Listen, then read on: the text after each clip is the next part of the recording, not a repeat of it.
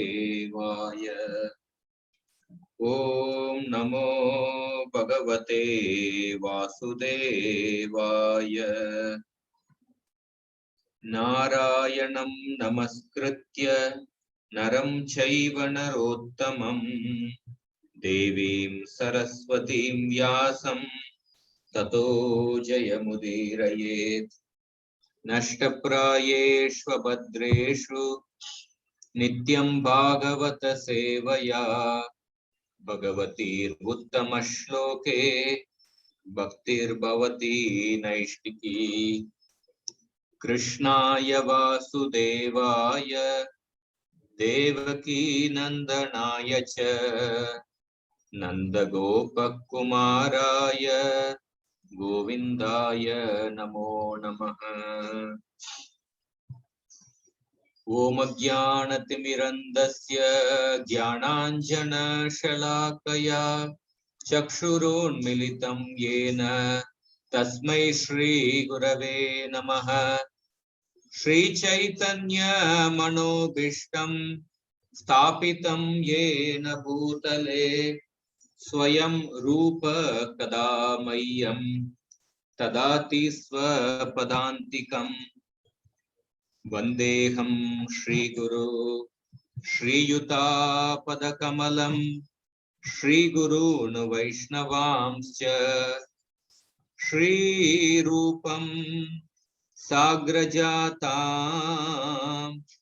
सहगणा रघुनाथान्वितं तां सजीवं साद्वैतं सावधूतं परिजना सहितं कृष्ण चैतन्य देवं श्रीराधा कृष्ण पदान् सहगणा ललिता श्री विशाखान्वितांश्च। हे कृष्ण करुणा सिंधु दीनबंधो जगत्पते गोपेश गोपिका कांत राधा कांत नमोस्तुते। तप्त कांचन गौरांगी राधे वृंदावनेश्वरी वृषभानुसुते देवी प्रणमामि हरिप्रिये। वाञ्छाकल्पतरुभ्यश्च कृपा सिन्धुभ्य एव च पतितानां पावनेभ्यो वैष्णवेभ्यो नमो नमः। जय श्री कृष्ण चैतन्य प्रभु नित्यानंद श्री अद्वैत गदाधर श्रीवासादि गौर भक्त वृंद। हरे Krishna Krishna Krishna Hare Hare Hare Ram Ram Ram Hare Hare. Hare Krishna. So last week we completed the 4th chapter, but I just decided to take the last verses of the 4th chapter, the verses spoken by Lord Vishnu to Durvasa Muni. I wanted to discuss something from the Paramatma Sandarbha. So, Shivram Maharaj has written an exclusive book on that, but it will be difficult to cover everything. But I'm going to discuss something from the Paramatma Sandarbha, where all these 6 verses spoken by Lord Vishnu are quoted by Jiva Goswami, and he is actually trying to bring out a certain important siddhanta on the personality of the Supreme Lord. So this is from the Paramatma Sandarbha, Anucheda 93. So I will try to go through it, different points, and then if there are any questions or comments, we can take it. And then we'll go to the 5th chapter. So Jiva Goswami is actually trying to address different doubts or objections which can be raised about the way the Supreme Lord functions in this world, about his, the purpose of his avatar. So the question which is raised is, does the Supreme Lord himself personally appear, or not, as the avatars who descend in the course of his cosmic play of sustaining the universe? Does the Supreme Lord personally appear? Does he personally appear or not? As the avatars who descend in the course of his cosmic play of sustaining the universe?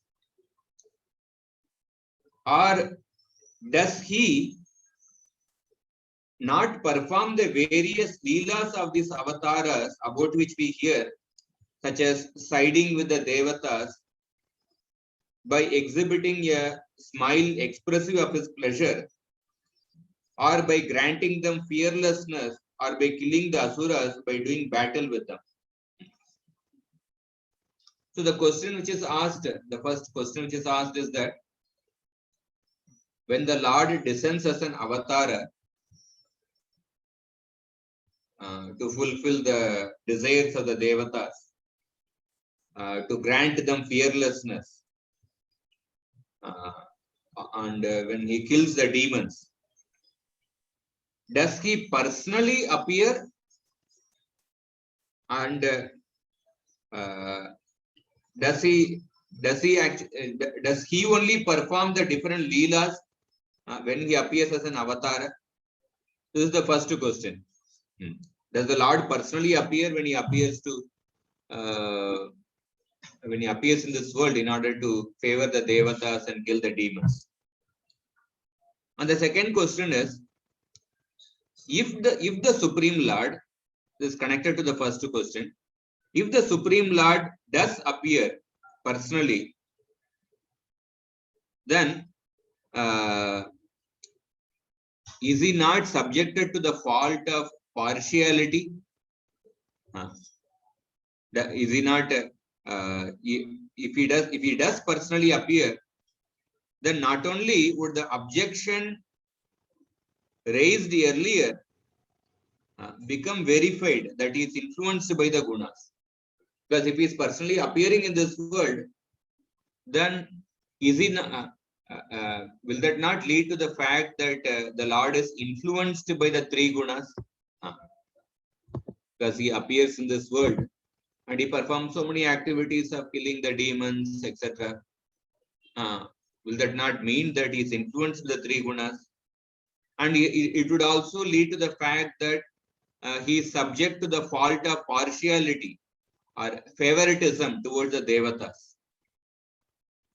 And suppose if you say that the Lord is not subject to, or if the Lord does not personally appear in this world, then all these avatars and their leelas are shown to be not part of Lord's essential nature. So if you want to, in order to avoid the fault of partiality in the Supreme Lord, suppose if a person says that the Lord does not personally appear in this world and perform leelas, then what would it mean? It would mean that all the leelas which the Lord performs, they are not part of the Lord's essential nature. They are not part of the Lord's swarupa. So this is the question. This is the question which Jiva Goswami is raising. So Jiva Goswami is raising this question because there are certain class of philosophers, they admit the existence of a qualified God, qualified Bhagavan. They admit the existence of a Bhagavan with qualities, but according to them, Bhagavan is also a product of Maya. And therefore, Bhagavan is not a transcendental being. And therefore, they say that Bhagavan cannot be the ultimate object of devotion. So this is the opinion of the different class of philosophers. So Jiva Goswami wants to completely dismantle this opinion. That in the Supreme Lord there is absolutely no question of partiality, and he personally appears in this world, but he is not affected by the three gunas. So Jiva Goswami tries to give answer. First he is giving this question. So how he is answering? He says, the Supreme Bhagavan, it is true that the Supreme Bhagavan personally appears in this world. He says that it is true that Bhagavan does nothing at all to sustain the universe. Bhagavan does nothing at all to sustain the universe. But he performs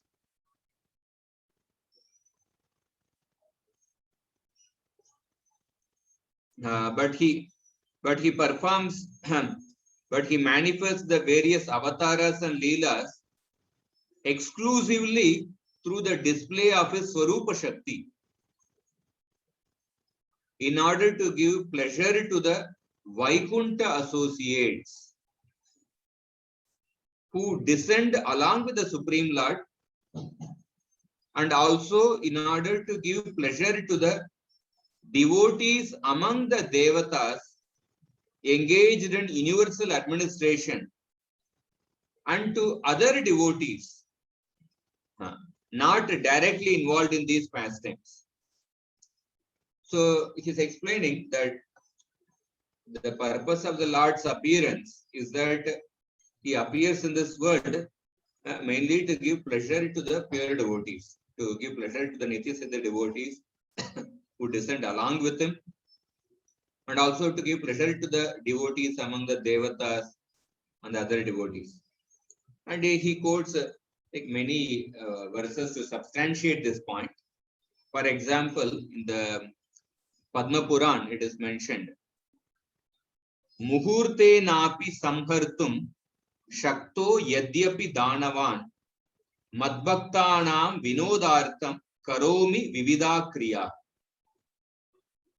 So Krishna, Lord is saying that Muhurte nami samhartum, although I am able to annihilate the asuras in a mere moment, in a muhurta, in one moment, but I still perform various actions for the pleasure of my devotees. Mad bhaktanam vinodartham karomi vividha kriya.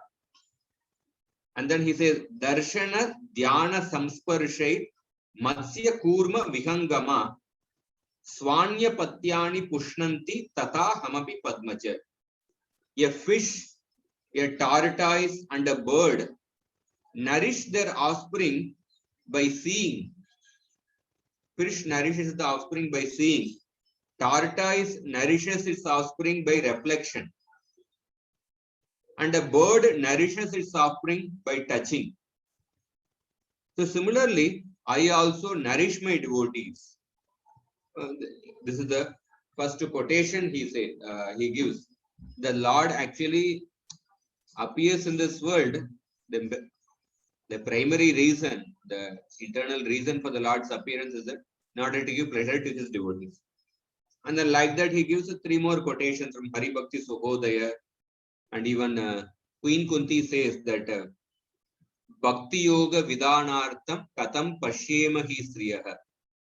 You have appeared to grant Bhakti Yoga to the pure-hearted Paramahamsa sages. And Brahmaji says in the 10th canto, Prapancham Nishprapanchopi Vidambayasi Bhutale Prapanna Janatananda Sandoham Pratitum Prabhu. In order to expand the totality of bliss of those who are surrendered to you, O Lord, you imitate the ways of the world on the earth, although you are beyond all connection with the world. So therefore, the conclusion of this first part of the answer is that the manifestation of the Leela And the manifestation of the Bhagavan in the form of the avatara, it is exclusively a display of the intrinsic potency, Swarupa Shakti. It is exclusively a display of the Swarupa Shakti of the Supreme Lord. Therefore, the Lord personally appears in this world, and his Leelas are manifestation of Swarupa Shakti, and he appears in this world in order to give pleasure to his the eternal Nityasiddha associates and also to the devotees among the Devatas, the devotees who are in this world, who are in separation from him. And then he explains that in this way, while manifesting these avatars exclusively for the pleasure of his devotees, the work of his extrinsic potency, the intrinsic potency is the Swarupa Shakti, the extrinsic potency is the Maya Shakti. So when the Lord is appearing in this world and is performing pastimes for the pleasure of his devotees, the external energy, the Maya Shakti, the external energy performs the work of protecting the universe by such things as siding with the Devatas. So the work of protecting the universe, that occurs of its own accord, even without his conscious inspection. Means like Krishna consciously does not put effort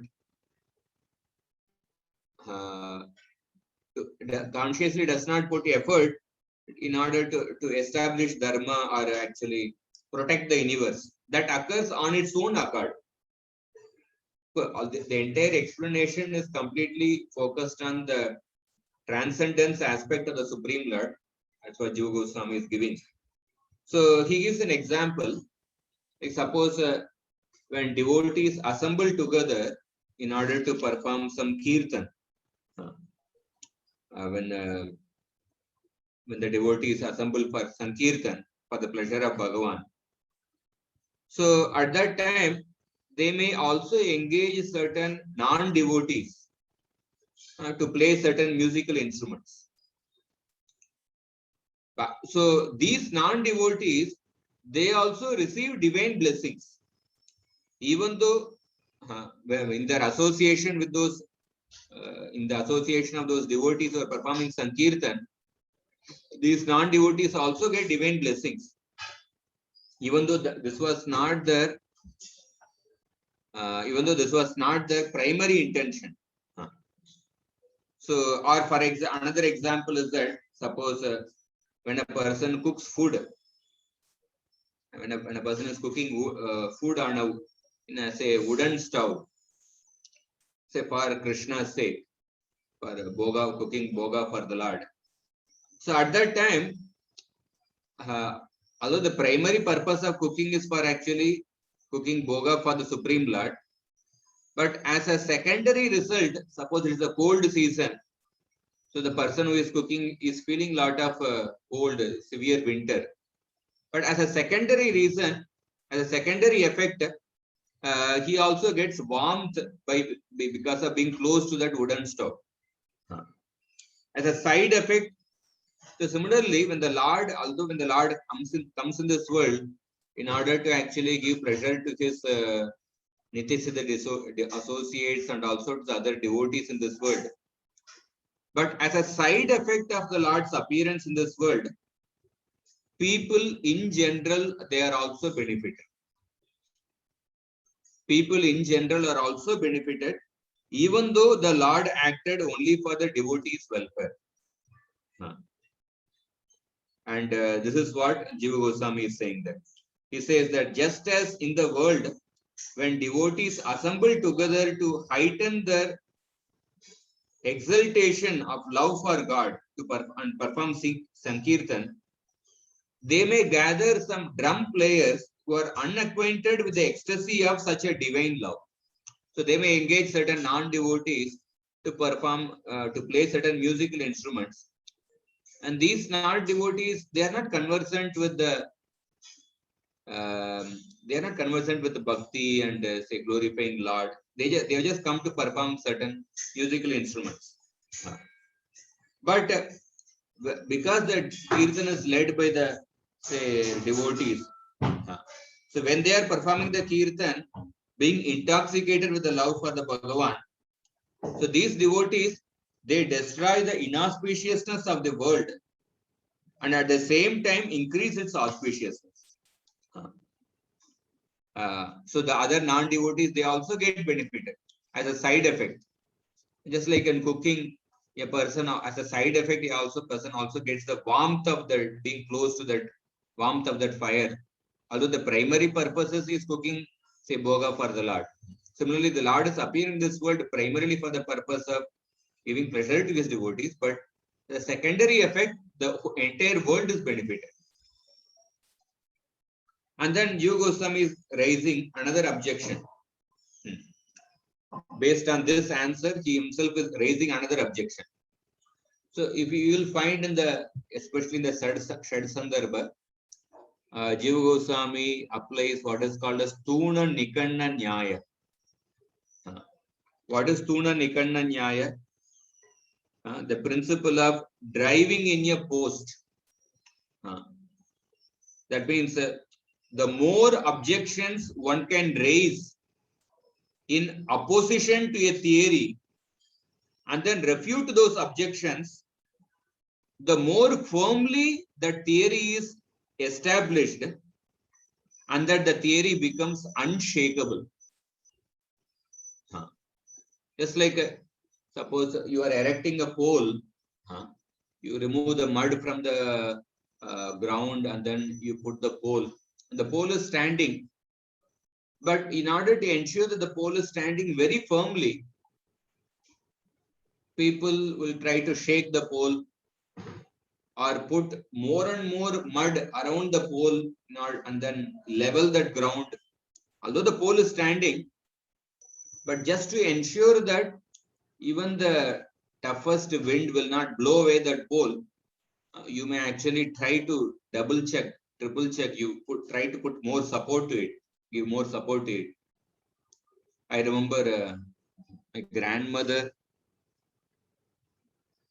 sometimes when you would be going out of station for some function or something, grandmother, so after locking the house, and my grandmother would be checking at the door of the house, she would be standing at least for 5 minutes to check whether the lock is properly locked or not. She would keep checking for 5 minutes, pulling again and again. And we would get irritated, like how long she is going to keep checking it actually. So now I remember, we said the old people are like that. We sometimes we would, but now I'm trying to relate. I'm able to relate to the Stuna Nikanna Nyaya. She wants to like doubly, triply ensure that the door is absolutely locked properly. Or sometimes when you are trying to make a roof of a building, to ensure that there is no when you make a roof and then to ensure that water will not leak inside that house, so they will try to double check, triple check by putting water in the roof for days together to see that whether the water is leaking inside.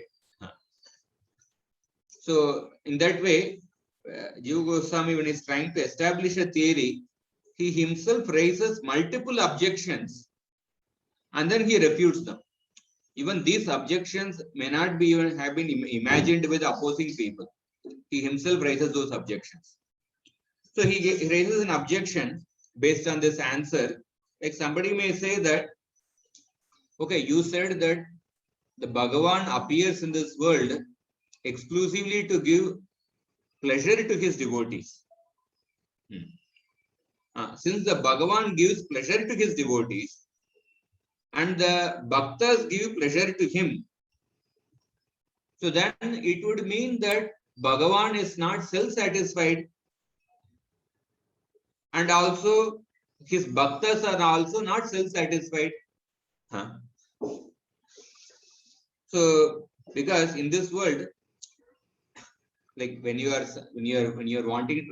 trying to give pleasure to somebody, you are giving pleasure to somebody, if the Bhagavan's devote that, or when somebody else is trying to give pleasure to you, that means both of them are not self-satisfied.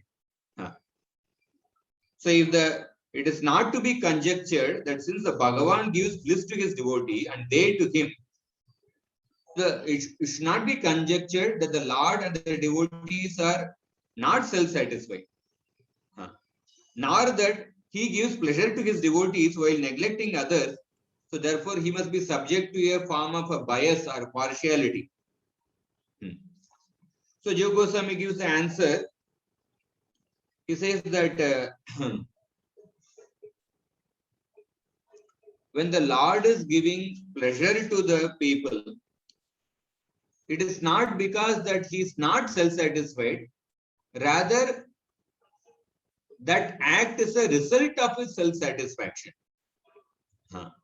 He says Bhagavan's devotees are fully satisfied, having completely transcendental bodies endowed with Vishuddha Tattva. And Bhagavan has love for the devotees just as his devotees have love for him.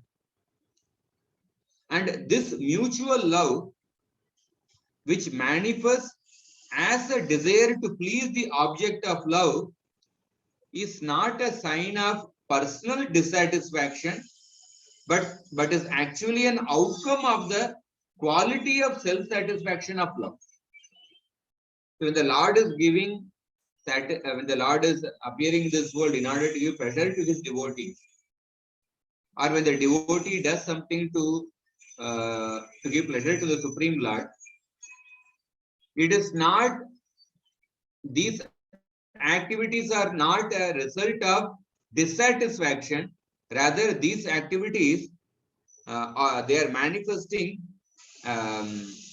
as a result of self-satisfaction, as a result of Atmaram, as a result of being Atmaram. Because only a person who is satisfied within himself can love and serve another person without any motive.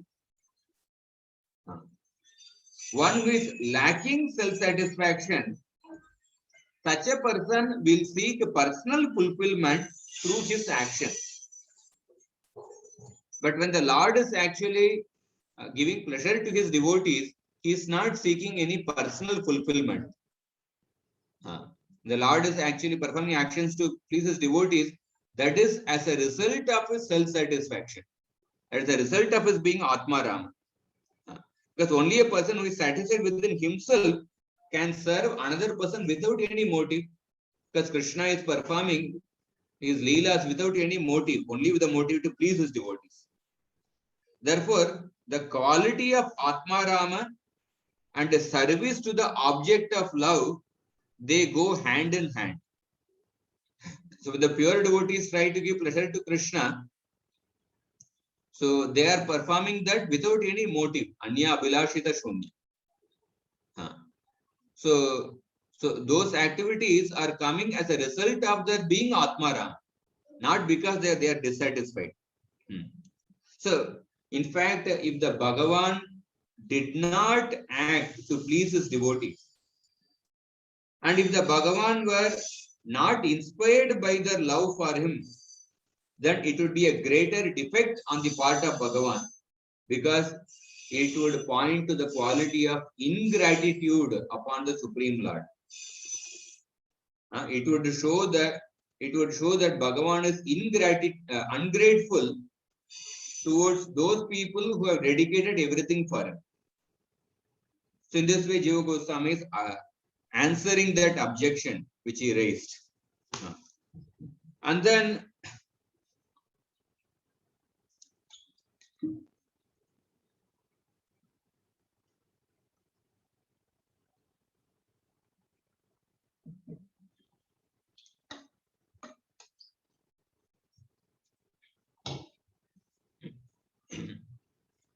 Jiva Goswami says that, okay, now it is proven that the Lord is Atmarama.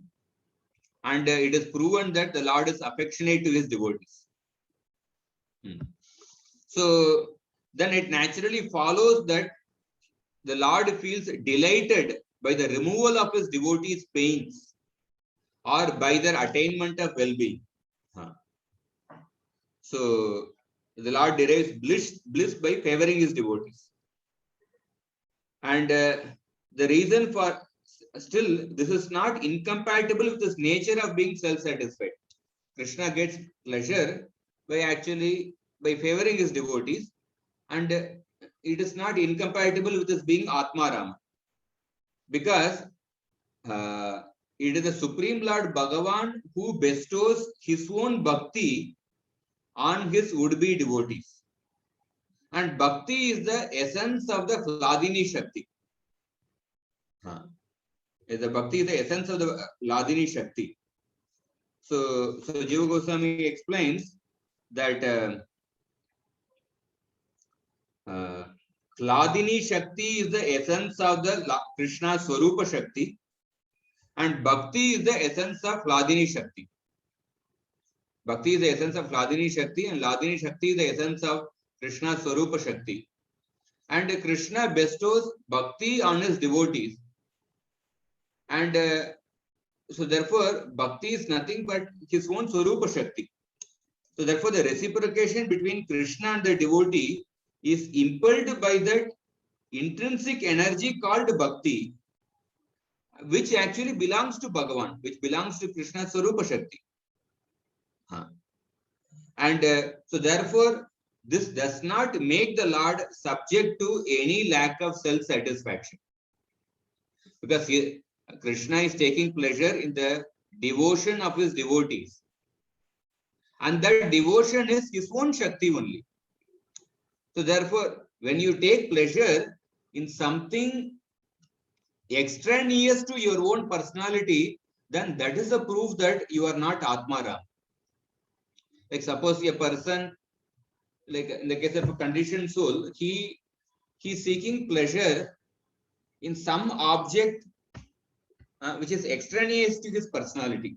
Say suppose he's seeking pleasure in eating an ice cream, or he's seeking pleasure in like some team winning some cricket match or a football match, which is extraneous to him. So that means that the person is not Atmaram. But the Lord is actually taking pleasure in the bhakti of his devotees, and that bhakti is the essence of the Hladini Shakti, and Hladini Shakti is the essence of his Swarupa Shakti. So bhakti is his own Swarupa Shakti. So therefore, this does not make the Lord not Atmaram. So Bhagavan is devoted to his devotee. So there is a verse in the 10th canto, in that Shrutadev Bahulashva episode. This phrase comes, Bhagavan Bhakta Bhaktiman. So Bhagavan is defined as, Bhagavan is he who has devotion for his devotees. Bhagavan Bhakta Bhaktiman. Bhagavan is he who has devotion for his devotees. So Bhagavan is devoted to his devotee, and just as his devotee is devoted to him, and both of them are self-satisfied. In this world, when you are devoted to something, when you are devoted to some object or some other relationship, that means you are not self-satisfied. You are seeking satisfaction from that person or an object.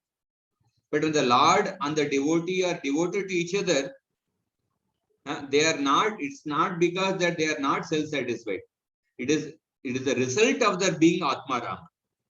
So both of them are self-satisfied, but yet continuously yearn to serve each other, being impelled by love. So therefore, although Bhagavan is complete in himself, yet he desires unprecedented bliss by serving his devotee. And in fact, the Lord becomes controlled by the love of the devotee. And when he becomes controlled by the love of the devotee, he even goes to the extent of forgetting himself. He even forgets that he is Bhagavan. And that causes him to experience extreme delight in being controlled by that bhakta. And this behavior of Bhagavan is beyond the ordinary conception of God as the creator and controller of the cosmos. We read in the very preface of Srimad Bhagavatam, Prabhupada says that there's a conception of God being the controller, enjoyer, etc. But Srimad Bhagavatam points out to the absolute truth, not simply the God being the creator, destroyer, and annihilator. Absolute to the summum bonum. The concept of the absolute truth is something much beyond the Ishvara. That's what Jiva Goswami says, that this behavior of Bhagavan, that being controlled by the love of the devotee, that he forgets it, that he is Bhagavan, this behavior is beyond the ordinary conception of God as a creator and controller of the cosmos, who rewards piety and punishment for the different people. So then Jiva Goswami explains that Vishnu declares that he is dependent on his devotees because they have captured his heart by their love. And love is the most powerful charm that can bring even the supreme person under control. So in that regard, only last class I mentioned that, but I'll just again repeat it, that the bliss of Bhagavan is of two types. One is the Swarupa Ananda, that belonging to his intrinsic nature, and second is Swarupa Shakti Ananda, that belonging to his intrinsic potency. And out of the two, the second one, Swarupa Shakti Ananda, is superior to the Swarupa Ananda. And the Swarupa Shakti Ananda is divided into two types. One is Manasa Ananda, that which pervades his entire psyche. And second is Aishwarya Ananda, that which is related to the opulence or majesty of Bhagavan. So out of these two, Manasa Ananda and Aishwarya Ananda, Manasa Ananda is superior. Therefore, Manasa Ananda is the bliss of which the Lord experiences in the loving reciprocation with his devotees. And this Manasa Ananda is superior to the Aishwarya Ananda and the Swarupa Ananda. And this is what Vishnu spoke in the second verse, which he spoke to Durvasa Muni. Naham Atmanam Ashase Matbhakte Sadhubir Vina Shriyam Chatyantikim Brahma Yesham Gatiraham Para. So therefore, the conclusion is that Bhagavan acts only for the sake of his devotees. Even the acts of creation,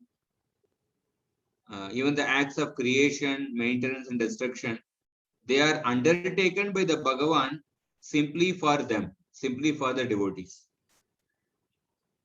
So now the Jiva Goswami further proceeds in order to further address the point that the Lord is not partial. So he said that, okay, Lord appears in this world in order to give pleasure to his pure devotees. And although he does that, but he's still self-satisfied. That giving pleasure to his devotees is coming as a result of his self-satisfaction.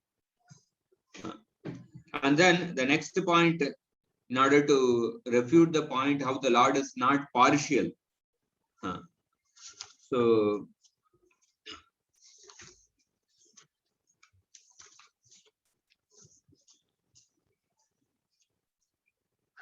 So in order to explain how the Lord is not partial, so Jiva Goswami says that when a person acts to please others, it is usually for two reasons. The first reason is to satisfy his or her own selfish interest. And second reason is to bestow welfare upon the other party without any motive. Usually this is for these two reasons. When you are trying to give pleasure to somebody, then it is basically to satisfy one's own selfish interest or secondly, to bestow welfare without any motive to that person. So in the first case, there is no question of partiality to others, because the purpose of performing the activity is your own selfish interest. Partiality is generally when you want to do favor to one person, when you neglect the other person, then it becomes partial. But suppose when you are performing an activity only for your own selfish interest, you are doing giving some money to somebody, or you are giving certain position to somebody, but it is for your own selfish interest, then there is no question of partiality to others, because one's interest is is uh, is only in one's own benefit. And when a person acts solely with a motive for personal gain, then it is called as selfish interest. But it is not something biased towards others, because you are basically acting for your own self. So Jiva Goswami's whole point here is to disprove the charge that Bhagavan is biased. So if we take the Lord is actually performing activities towards the devotees for his own selfish interest, then it would mean that he is selfish. There is nothing to disprove, because we want to disprove that the Lord is not partial. But if we take the first opinion, then it does not address that point only. There is nothing to disprove. So where selfishness alone is the motive for one's actions, partiality is necessarily an impossibility, because the intent is not truly to benefit anybody else, but it is only for one's own interest. So therefore, and moreover, selfishness cannot be the case with the Bhagavan, because selfishness is there in a person who is not Atma Rama. Only those people who are not Atma Rama, they are selfish. So, but the Lord is Atma Rama, so therefore he cannot be selfish. And even if we say, oh, the Lord is acting for a selfish reason, then there is nothing to disprove about that Lord is partial. And moreover, Lord cannot be selfish, because the Lord is Atma Rama. So therefore, we have to consider the second possibility of doing an action. The second possibility about the reason for doing an action. What is the second possibility? That you perform an activity only in order to bestow welfare on the other party without any motive. And so in this regard, Jiva Goswami begins his reply by first examining the psychology of compassion. So he explains that compassion is a transformation of the heart, or the mental quantum. Compassion is the transformation of chitta, the transformation of the heart, transformation of chitta. And compassion arises when the heart directly contacts the misery of the opposite party. When your heart directly contacts the misery of the other person, then the compassion arises. So, and only when impelled by such compassion, then a person is moved to act for the other party's welfare. So that means that a person feels empathy in relation to others' misery. And the feeling of empathy impels a person to remove the misery of the person with whom one empathizes.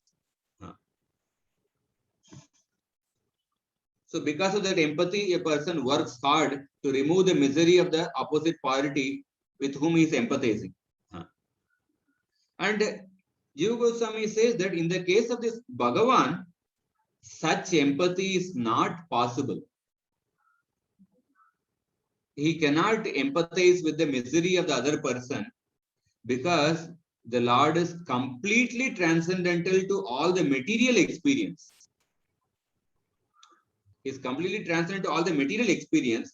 The feelings of pain and pleasure, they are modifications of the chitta, which is the transformation of Prakriti, which is an evolute of Prakriti, which is coming from Prakriti. But in the case of the Supreme Lord, there is no Prakriti. He he's completely on a spiritual platform. So Bhagavan is completely beyond any tinge of Maya, which has been already explained in many verses. So therefore, the Bhagavan cannot be touched by any material misery. And therefore, he cannot feel the pain of others in his heart.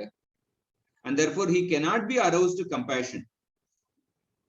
Because he cannot be aroused to compassion, there is no possibility of his being biased.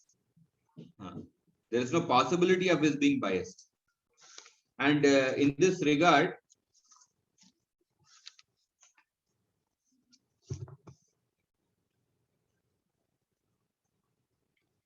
so one may reply that one of the quality of Bhagavan is that he is Sarvagya, he is omniscient. That means he must know the pain and the pleasure of others. And we know this quality of the Lord as Sarvagya is there. Therefore, he knows the suffering. So therefore, the Lord should be knowing the suffering of everyone.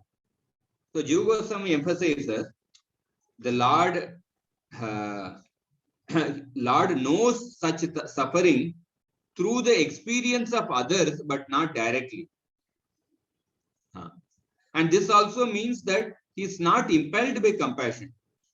Because in order to be compassionate upon others, you have to be, the other person's suffering should touch one's heart.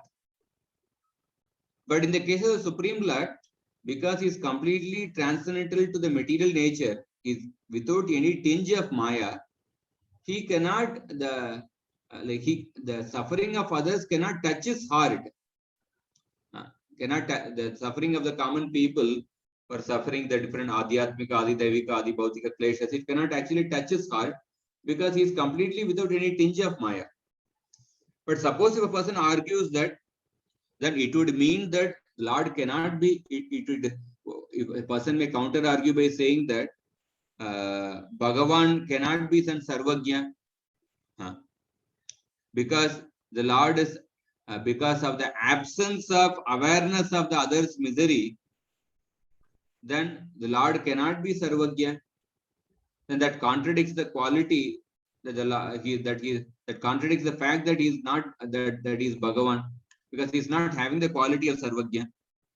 So Jiva Goswami says that is also wrong, because Bhagavan has no direct experience of the material suffering of the people of the world, that in no way impedes his quality of being Sarvagyata. Just like the absence of the darkness in the sun does not contradict the all-pervasiveness of its radiance. When there is no darkness in the sun, that does not contradict the fact that the sun is all-pervasive through its radiance. So similarly, the fact that the Lord does not experience the suffering of the people, that does not disqualify him from being Sarvagya. On the contrary, the Bhagavan's absence of the awareness of misery should be taken as a positive attribute. Okay, the absence of the awareness of the misery should be taken as a positive attribute. So we can accept that Bhagavan can have some general knowledge of misery, but definitely he does not have the direct experience of the material misery. If Bhagavan were able to experience the material misery,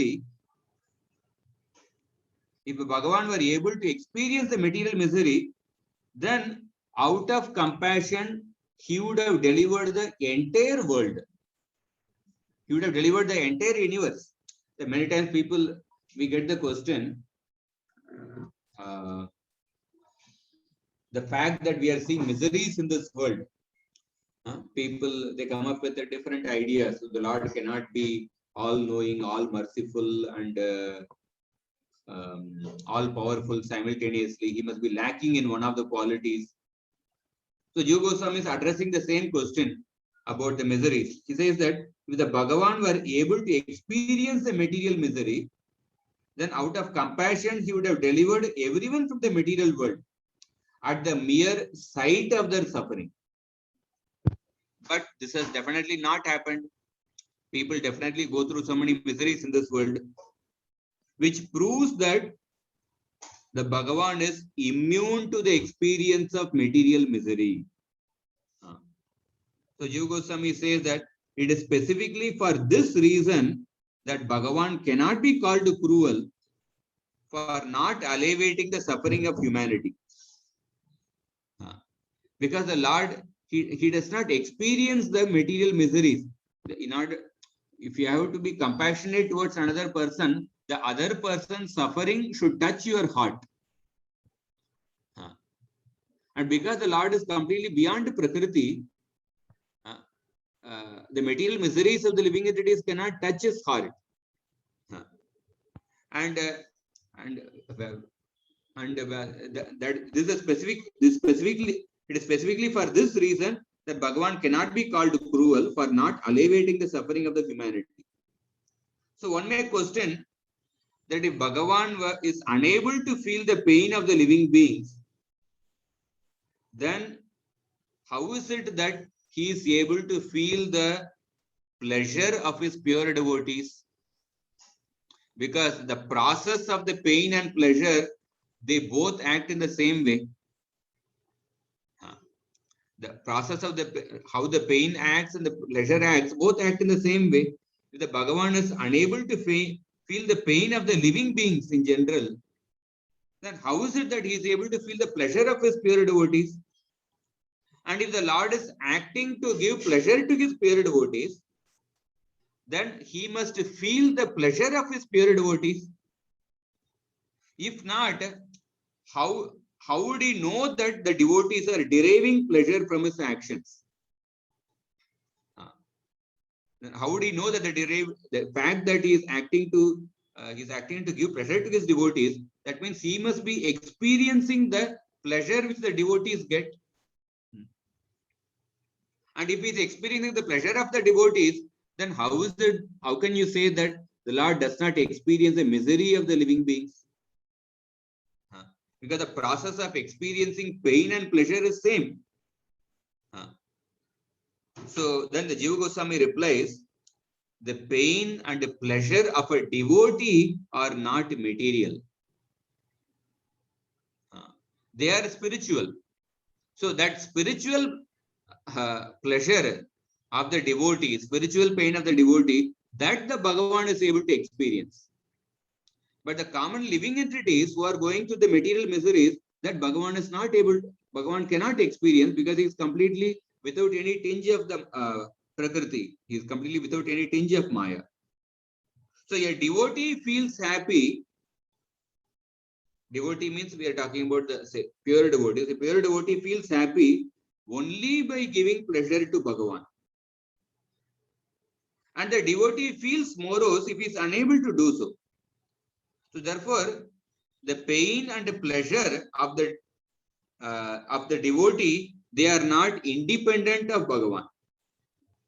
So therefore, Bhagavan experiences only his intrinsic potency while realizing the pain and pleasure of his devotee. The Bhagavan is actually experiencing only his intrinsic potency. So therefore, the principle that he is unable to experience the material pain and pleasure is still not violated. In the case of the material pain and pleasure of the living entities, that the Lord cannot experience that because he is completely beyond Maya.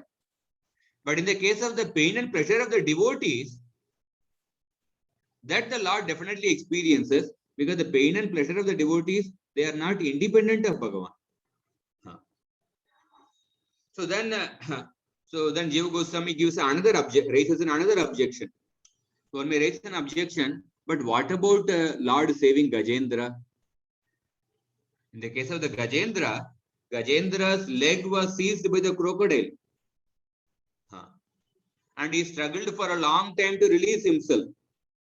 And he was unsuccessful. And finally, when he prayed to the Lord appeared immediately on the spot and severed the head of the crocodile and saved Gajendra.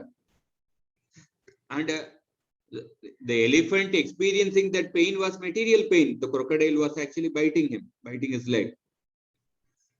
So the elephant was suffering from the pain, and the Bhagavan, being compassionate, released him.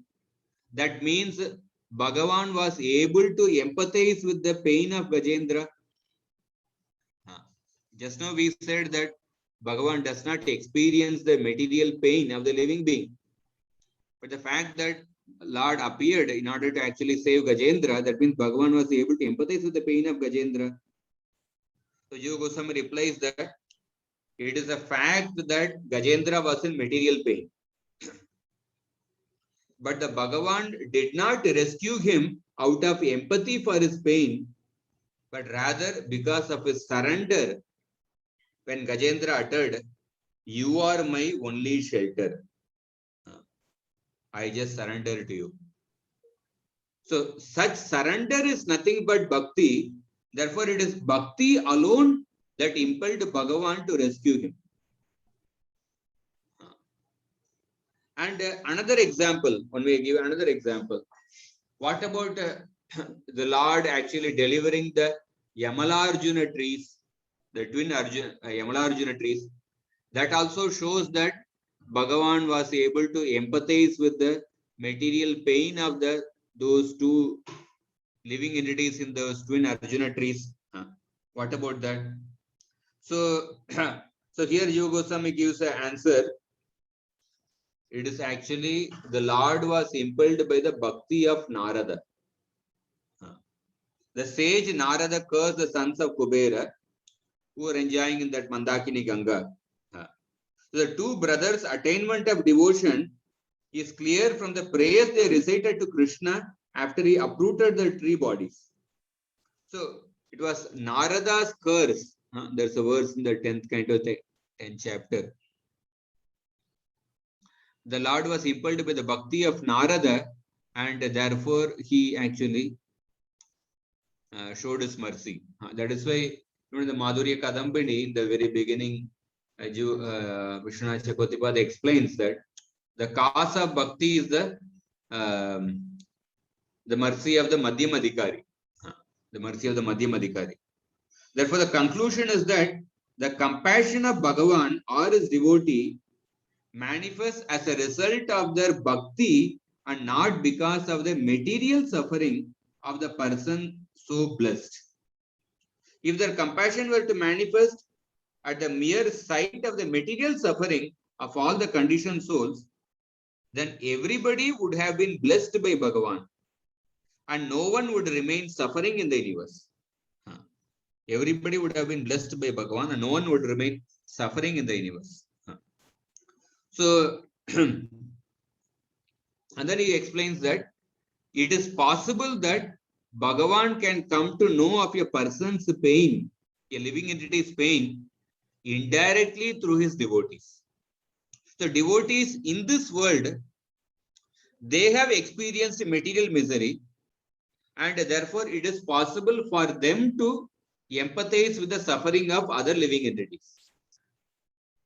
And the Lord actually can come to know of that person's, of that living entity's pain through his devotees who empathize with the pain of those living entities. And if a devotee is moved to bless such a person and prays to the Bhagavan to be compassionate upon that living entity, then the Bhagavan may bestow his blessings on that person. So therefore, the conclusion is that Bhagavan acts either to please his devotee or in direct response to bhakti and not in relation to the work of creating, sustaining or destroying the cosmos. And then he says that the Lord is like a kalpataru, he is like a desire tree. So whatever devotees, when devotees come to him for different desires, the Lord actually fulfills those desires according to that. So the fact that Bhagavan loves and serves his devotees simply because they are only interested in such a relation with him. And for Bhagavan not to respond in this manner to his devotees would violate the unbiased nature of a wish fulfilling tree. And when the Lord is acting as a Kalpataru, and he has actually opened that, like he has opened the door of partiality for everyone. He has impartially opened the door of partiality for actually all the living entities. And those people who want to actually access the door of partiality of Krishna by performing bhakti, and they get the reciprocation from the Bhagavan.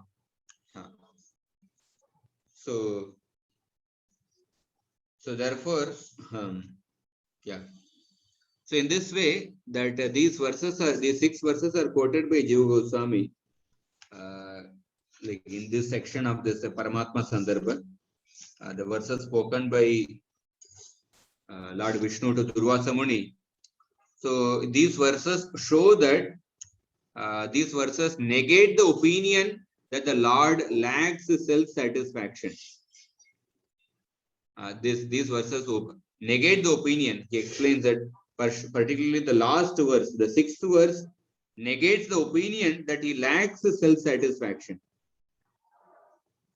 Because the last verse, what the Lord is saying, Sadhavo Hridayam Mayam Sadhunam Hridayam Tvaham Madanyat Tena Jananti Nagam Tebyo Managapid. Saintly devotees are my very heart. They are my very heart. That means they are part of my personality. So therefore, when the Lord is giving pleasure to his devotees, it is not that he is actually lacking self-satisfaction, because the devotees are his own heart. And the Lord is seeking pleasure by giving pleasure to his devotees. That means he is not lacking self-satisfaction. The devotees are his own heart. And the verses 1 and 2 means Agam Bhakta Paradino Kyatvatantra Ivadvija Sadhubir Grasta Hridayo Bhaktair Bhakta Janapriya and the Nagam Atmanam Ashase Madbhakte Sadhubir Vina Shriyam Chatyanti Kim Brahman Yesham Gatiraham Para. The verses 1 and 2 show that Bhakti is the essence of Hladini Shakti, which is the essence of Swarupa Shakti. That my heart is possessed of the saintly devotees. I am under the control of such devotees as if I have no independence, and I am beloved to them, and I have no desire to enjoy my own transcendental bliss or my supreme opulences without my saintly devotees, for whom I am the only goal of life. The verses 1 and 2 show that Bhakti is the essence of Hladini Shakti, and then verses 3, 4 and 5, they show that Bhagavan is not ungrateful, because Vishnu is saying that how can I abandon those who have taken refuge in me after renouncing all the attachments to wife, children, house, etc. And Vishnu says that fully satisfied by the service to me, the devotees do not desire even the 4 types of liberation. So how then can they covet any other thing that will only be lost with the passage of time? So verses 3, 4 and 5 deny that Lord is ungrateful. So these are some points discussed by Jiva Goswami in his Paramatma Sandarbha. So I'll start the next chapter. Before that, if anybody has any questions based on what we just discussed, I'll take up some questions, and then we'll take a break and then start the 5th chapter. Prabhuji, surely there will be many questions, Prabhuji. So I think we can take break and then we can come with a fresh mind and. Acha. Okay. Yeah, fine, no problem. Yes, Prabhuji. Yeah, it was little philosophical. You can come Yes, after the Prabhuji. break. Will come. Yes, sir. Thank you, Prabhuji. Prabhuji, very nice philosophical discussion, Prabhuji. You have to actually. I just will have to actually repeatedly go through it. I had read at least 2-3 times, and yeah, it should be presented in some PowerPoint or something, but I didn't have time to do that. But at least I can send the pages. So there's a long number of pages, around 20 pages are there. But Prabhuji, if that, if the Paramatma Sandarbha is there in the library, you can read Anucheda 93 of the Paramatma Sandarbha. is the Prabhuji soft copy is there? It's No, I don't have soft copy. okay. Prabhuji, you earlier also you read with from Padma Puran. So if you means Yeah, some those verses are quoted in the Paramatma Sandarbha. yes, Prabhuji. Yes, Prabhuji, we'll have break now. Hare Krishna. Okay. Hare Krishna will reassemble at 12:33. Later in the day, I'll send the whatever I covered. I will send the scanned PDF of the pages so that you can also go through it patiently. And then Thank you, Prabhuji. whatever I have spoken, it is there from the book. Summarily, what I discussed is that about the Bhagavan's nature. The whole purpose of the discussion is that because there is an opinion of the philosophers that Bhagavan also is also made of Maya, because he appears in this world, he performs different actions, and in order to alleviate the suffering of others, that means he is empathizing with the miseries of others, or is partial towards different people. So that means his form is also made of Maya. So therefore, Bhagavan cannot be the ultimate object of devotion. So this is the opinion of certain philosophers. Therefore, Jiva Goswami is trying to say that Bhagavan appears in this world personally as an avatar. Bhagavan appears in this world and performs different leelas personally, and he performs them for the sake of in order to give pleasure to his pure devotees. The Netis is the devotees and also devotees in this world. And he, as a side effect, the entire universe gets benefited.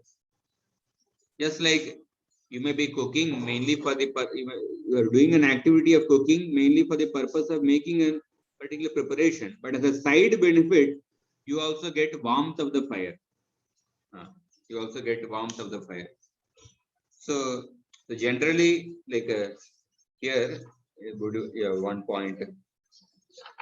So generally, a person may perform an action to achieve something which is lacking, or a person may perform an action just out of inner delight. So all the conditioned souls, they come under the first category. They perform an action to achieve something which they are lacking. But the Bhagavan performs an action simply out of inner delight. Just like an intoxicated person who dances out of sheer exuberance and not to obtain joy. So the Lord appears and exclusively to give pleasure to his pure devotees, and the universe is also taken care of the side. And then that does not mean that the Lord is not self-satisfied. So the Lord and the devotees give pleasure to each other. That does not mean that the Lord and his pure devotees are not self-satisfied. That was the second point. That was the next point we discussed. Because the essence of Krishna's Swarupa Shakti is Hladini Shakti, and the essence of Hladini Shakti is Bhakti. and Krishna has put that bhakti in the hearts of his devotees, and Krishna becomes the subservient to that bhakti, and that bhakti is his own Shakti. And he becomes controlled by the devotees and even forgets himself. So therefore, these exchanges between the Lord and the devotees, they do not disqualify that they are not Atmaram. Rather, the act of trying to please the other party is a result of their self-satisfaction, and it is not a result of their being dissatisfied. In our case, we try to give pleasure to somebody because we feel a dissatisfaction within. But in the case of the only a truly self-satisfied person can actually do something without any motivation. So this also we discussed, and then we also discussed that how the Lord is not partial. How the Lord is not partial. For that we discussed that when a person is performing an action, one is to there can be two reasons. One reason is for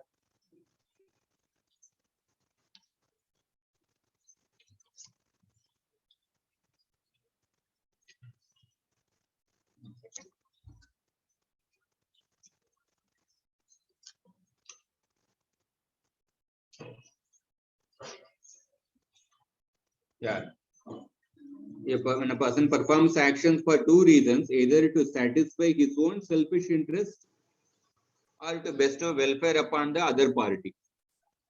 If we take the first possibility, the Lord is performing the action for his own selfish interest. That would disqualify the Lord from being Atma Rama, and that would make the Lord selfish. But that's not the possibility. Lord is not Lord is Atma Rama, and he is not selfish. And the second possibility, the Lord is performing an activity in order to benefit the other person without any motive. And in this regard, Jiva Goswami started analyzing when the Lord is actually performing different activities for the welfare of the conditioned soul out of compassion. So he analyzed the psychology of a compassion. In order to be compassionate towards somebody, the suffering of the other person should touch the heart of the person who wants to give compassion. So only when the suffering of the other person touches the heart of the person who is giving compassion, then he becomes empathetic. But in the case of the Supreme Lord, because he has no tinge of Prakriti, so therefore the misery of a conditioned soul cannot touch the heart of the Bhagavan. It cannot touch the heart of the Bhagavan. So one may then raise the objection, then how can you say that the Lord is Sarvajna, he is omniscient? So for that he said that the fact that Bhagavan has no direct experience of the material suffering of the people of the world, it no way impedes that he is the quality of being Sarvajna. Just like in the absence of the darkness in the sun, it does not contradict the fact, it does not contradict the all pervasiveness of the radiance of the sun. You can't say that, oh, because there is no darkness in the sun, therefore the sun is not all pervading in its radiance. The absence of the darkness does not disprove the fact that the Lord sun is all pervading through its radiance. Similarly, the absence of the perception of the suffering in the Supreme Lord's heart, that does not disqualify the fact that he is Sarvajna. In fact, and then we discussed that if the Lord were to perceive the suffering of the conditioned souls, then it would he would immediately showed compassion to everyone, and there would be no suffering in this world. There would be no suffering in this world. But the fact that there is suffering in this world, that means the Lord does not perceive the suffering of the people, because he's completely on a spiritual platform, and he cannot be touched because he's completely on a spiritual platform. Like the material suffering of the living entities cannot touch his heart. But the Lord, then what about, but the Lord is able to feel the pleasure of his devotees. Pleasure and pain both act the same way. If he cannot experience the pain of the living entities, how can he experience the pleasure of the pure devotees? Then we discussed that the pleasure of the devotees is completely on a spiritual platform, which is nothing but an aspect of Krishna's Sarupa Shakti that he can perceive. But the pain of the living entities is not perceived by the Lord because he is on a different platform altogether. But the Lord, but when the devotees in this world, when they empathize with the suffering of the living entities, and then the Lord shows mercy because the Lord actually feels the suffering of the devotees, and therefore the Lord shows mercy. That is why we say that last time also I discussed that Acharya Abhimana, that Sharanagati aspect, that you have to choose to be under the shade of some devotee. The devotee decides to show mercy, he can. And then we discuss the example of Gajendra and the Nalakvar Manigiri. So anyway, if somebody has any questions, I will take up. And then the chat. Lord's name is Daya Sindhu. What does it mean? He is the ocean of compassion. Definitely that. So the point is, if the material suffering of the living entities touch the heart of the Supreme Lord, it would mean that the Lord is not completely on a spiritual platform. That is because the Jiva Goswami's whole point is that because there is a class of philosophers who say that Bhagavan is affected by the three gunas. Bhagavan is affected by the three gunas. So if the compassion is a transformation of the heart, the transformation of the chitta, and that compassion arises when the heart directly contacts the misery of the another. So only when impelled by such compassion is a person moved to act for another's welfare. But in the case of the Bhagavan, such empathy is not possible because he is completely transcendental to all material experience. If he were to perceive the material misery of the living entity, that means his existence is actually affected by the three gunas. So then he would not be the ultimate object of devotion. He will not be the ultimate object of devotion. That is how the people actually, some philosophers say. Therefore, to show that how the Lord is the Bhagavan is the ultimate object of devotion, he perceives like the devotees in this world, they feel empathy towards the suffering of the living entities in this world. And when the devotees feel compassionate upon them, and the Lord's mercy flows through the devotees. And that is why we mentioned that the mercy of the Madhyam Adhikari is the cause of bhakti. The Madhyam Adhikari is the cause of bhakti. The Lord cannot perceive the material misery of the living. Hare Krishna, Prabhuji. As you were talking about different philosophers having different understanding, so this is a question for some time now, where Prabhupada talks a lot about impersonalists, and they're loosely classified into two categories: Mayavadis and the Brahmavadis.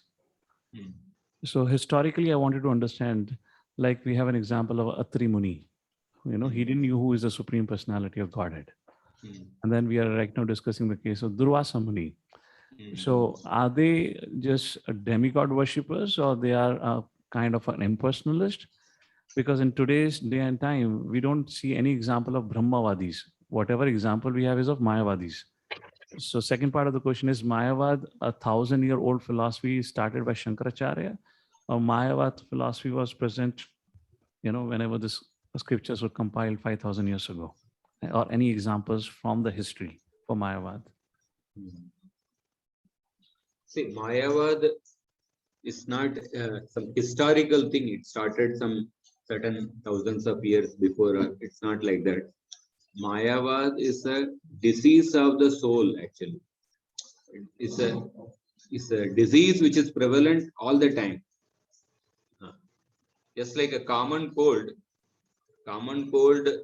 is present, maybe some of these diseases like say COVID or different other diseases, cancer or TB, they came at a particular time. The common cold is a disease which is present in all the countries, is present in all times. Similarly, Mayavad, where the Mayavad is when the living entity desires to become one with the Supreme, or he desires to bring down the Supreme to his level. This disease is this disease is present all the time. At a certain point, sometimes a certain philosophical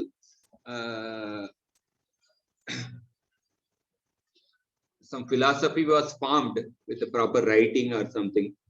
But this tendency to become one with the Bhagavan, that is there all the time. And regarding, say, Atri Muni, Durvasa Muni, so they say they were impersonalists at a particular point of time, but they later became pure devotees. Later they became pure devotees. Durvasa Muni, yeah, he was, say, impersonalist at a particular point of time, but definitely they became pure devotees later.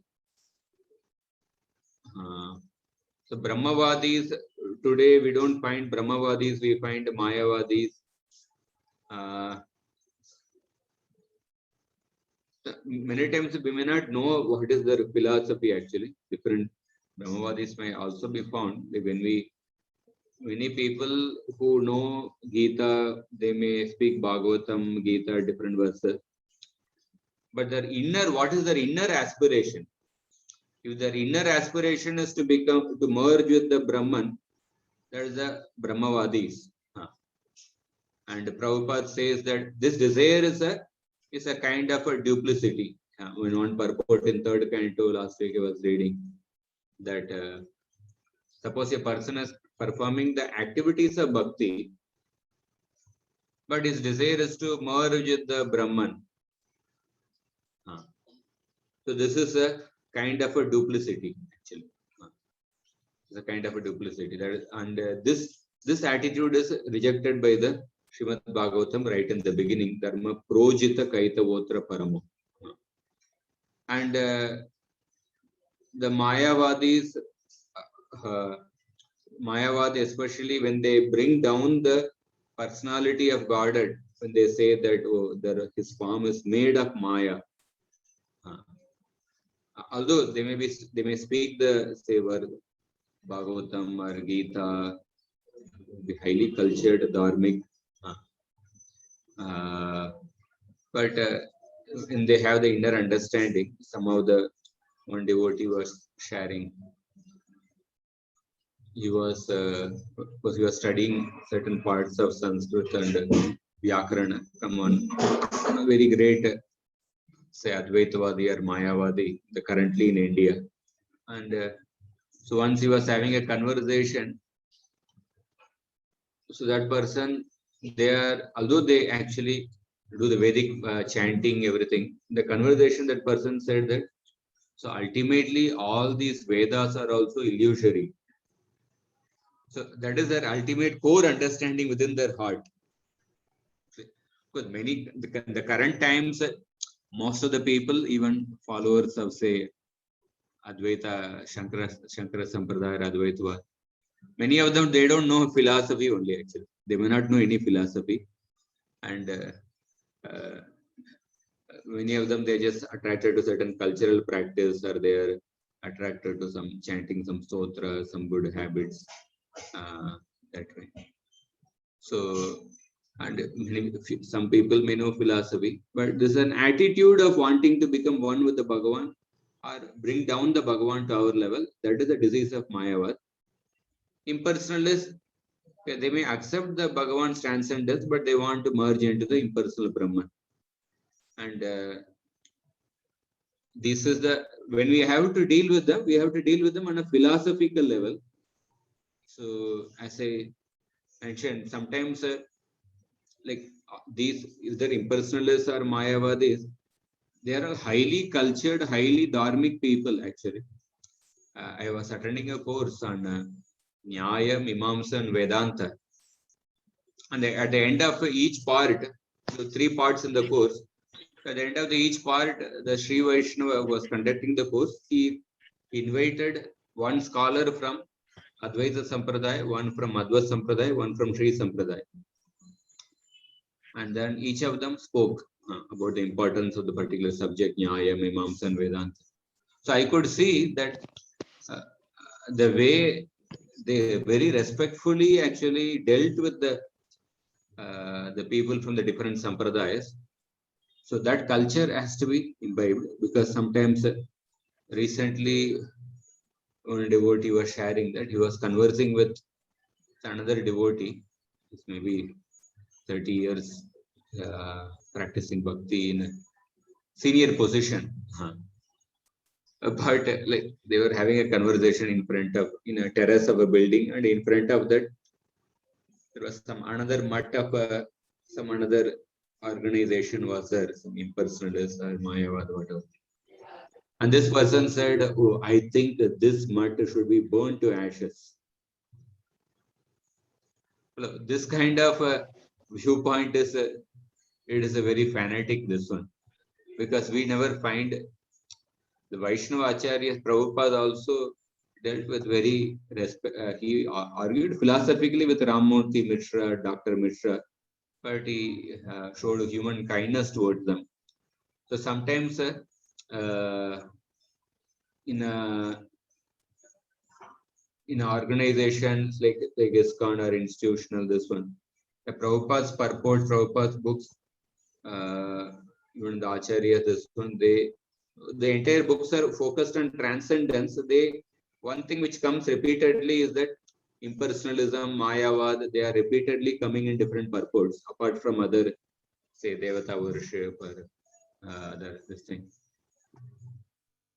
So when we deal with, when we are meeting such people, on a cultural level, we have to give very good respect, because they may be culturally, dharmically much more advanced than us.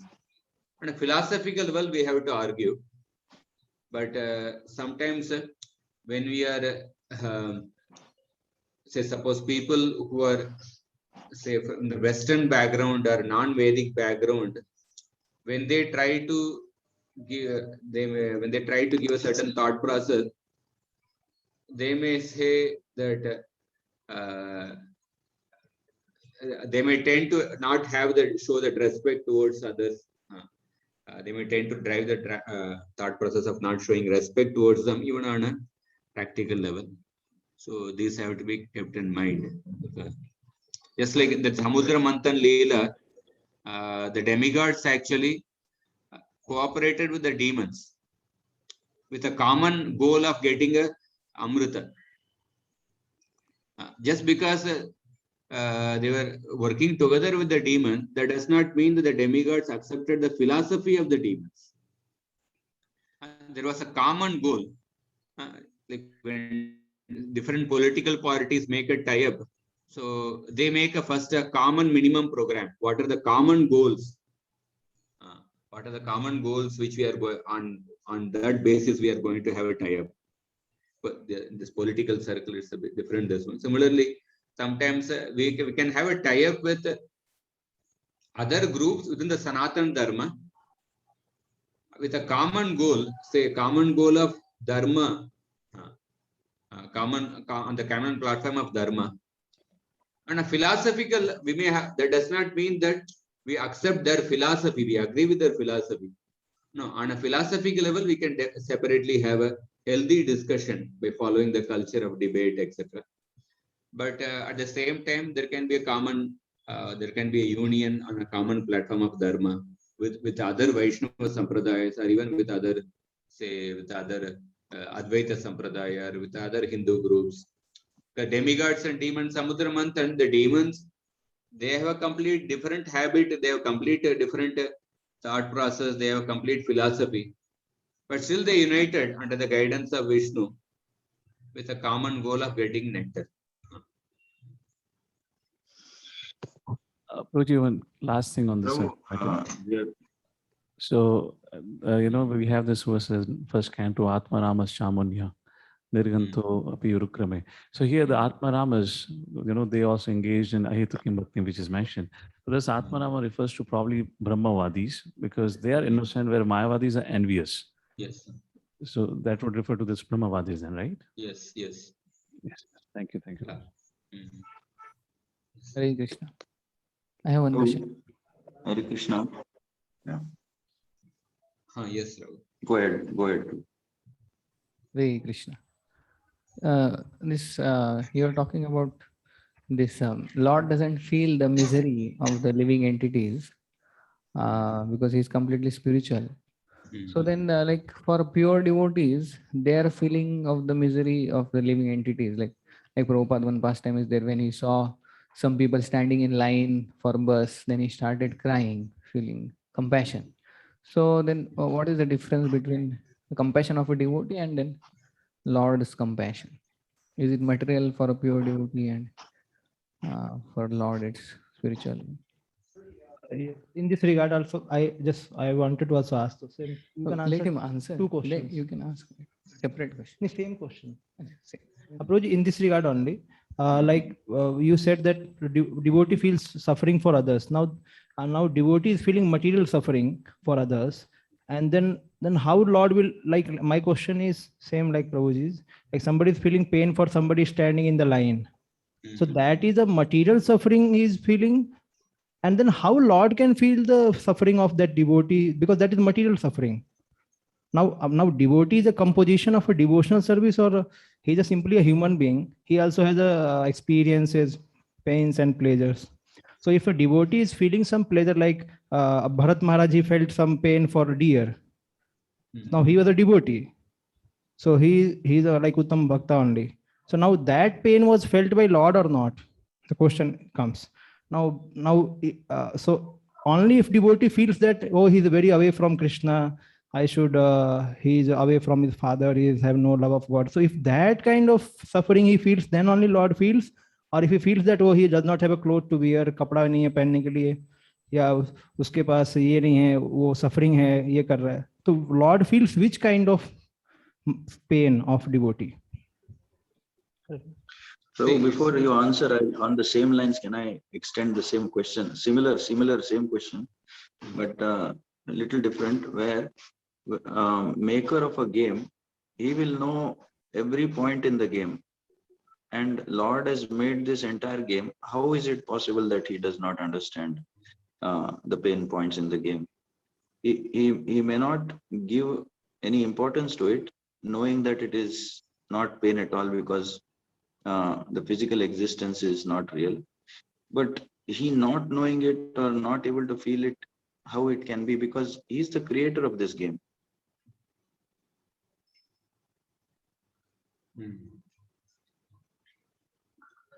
So another is it's all mixed actually. Say the devotees, Bharat Maharaj is feeling the deers, this one. The devotees, we cannot completely separate. Okay, this is a material pain, spiritual pain. The devotee is feeling. There's definitely a spiritual element in that, and he's feeling a pain of even a person suffering from hunger or disease or something. There is a natural soft heart of a devotee that makes that person to feel for the suffering of the other person. Bhaktivinoda Thakur, Chaitanya Shikshamrita, he talks about one of the item of bhakti, not giving pain to other living entities. In that he mentions that a devotee should follow the basic principles of human compassion. When he sees some poor people, he should give food. When he sees somebody without clothes, he should provide the basic necessities. And when he sees, he should not be very miserly in paying taxes to the government. Like that, he mentions 3-4 points, very on a practical human level. So the whole thing is that sometimes we go too much into transcendence and we fail to show certain basic human human gestures. And sometimes we get caught up in in showing certain human compassion, and we may go away from the transcendence. And Bharat Maharaj, this one, what was emphasized here is that he got so much caught up in showing taking care of the needs of the deer, that he forgot the purpose for which he came to the forest. He forgot that he cannot help the deer on a spiritual platform, and material platform he cannot keep on going helping for a long time. And then in the course of that, he forgot his spiritual goal, and he made the taking care of the material needs of the deer as his goal of life. He got sidetracked. So there is when a devotee is practicing bhakti, naturally the heart becomes soft and he feels the suffering of others. And that when he shows compassion, there is naturally the element of providing for the material needs in the form of food or shelter. And also there is an element of educating about Krishna, about the path of bhakti. So it's a combination of that actually. And when a devotee is feeling that compassion, the Lord actually decides to show mercy to that particular person who is the object of compassion of the devotee. Hare Krishna. So one more thing, like we are trying to see that how Lord is completely spiritual, and the pains and pleasure of this world of conditioned living entities are material. So he doesn't have much connection here. So we see Lord's universal form is actually material, what Prabhupada writes. So then we cannot just separate Lord as completely transcendental and has no connection with matter. So then this universal form which is there as Lord's form only, Virat Rupa. So that is material. So then how we explain that he is completely transcendental to this material world? So universal form, say anything which is spiritual, it will be eternal. Anything which is material is temporary. Universal form is a material form of the Lord, which is it is a facility for those people who cannot focus their mind on the transcendental form of the Lord. It's a facility for them to get purified and then come to a higher level. So universal form is like an imaginary form of the Lord, imaginary material form of the Lord. Where a person, there are many people who are in the bodily platform, they can appreciate only something which is gigantic. They cannot appreciate the God, Krishna is just a God, is just a 200 person or a 400 person. They cannot appreciate this form. Therefore, they will appreciate only when something very huge and gigantic. So universal form is meditation is a facility to attract such people. And the purpose of the universal form. Universal form is a material form of the Lord. The individual ingredients of the universal form are real, but the universal form is imaginary. Okay, the example previous that suppose you make a rabbit out of the different vegetables. There's a beans is there, carrot is there, and tomato is there. All these different vegetables they are put in a particular shape, and then they are put in a particular place, and then you have the image of a rabbit. Or sometimes during, say, Olympic, say, inauguration ceremony or some Asian Games inauguration ceremony. So there are some 1,000 people are brought. They are wearing different colors of shirts or different colors of dresses, and they are standing in a different formation. And then by standing in a different formation and making certain movements, and the particular, say, symbol of the Olympic Games is actually seen from the top, from a top view, and they take a video. And when they are standing in a particular formation with a different set of colors of the dresses, so the particular formation of that Olympic symbol is seen, or the country's actually country symbol is seen. So is there actually a country over there? Is there actually some, the Olympic symbol is placed or something like that? No, that it is just that formation is there, that.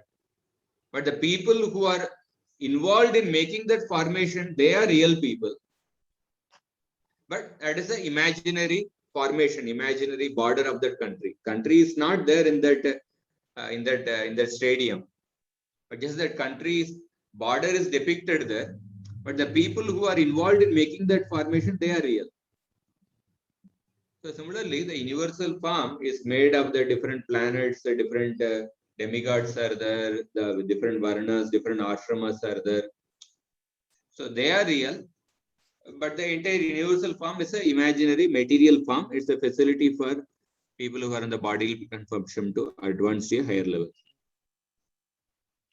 So can we understand this in this way, that when a father sees his son who is playing with a plastic toy and his plastic toy breaks, the child basically is very pained because he relates to the toy.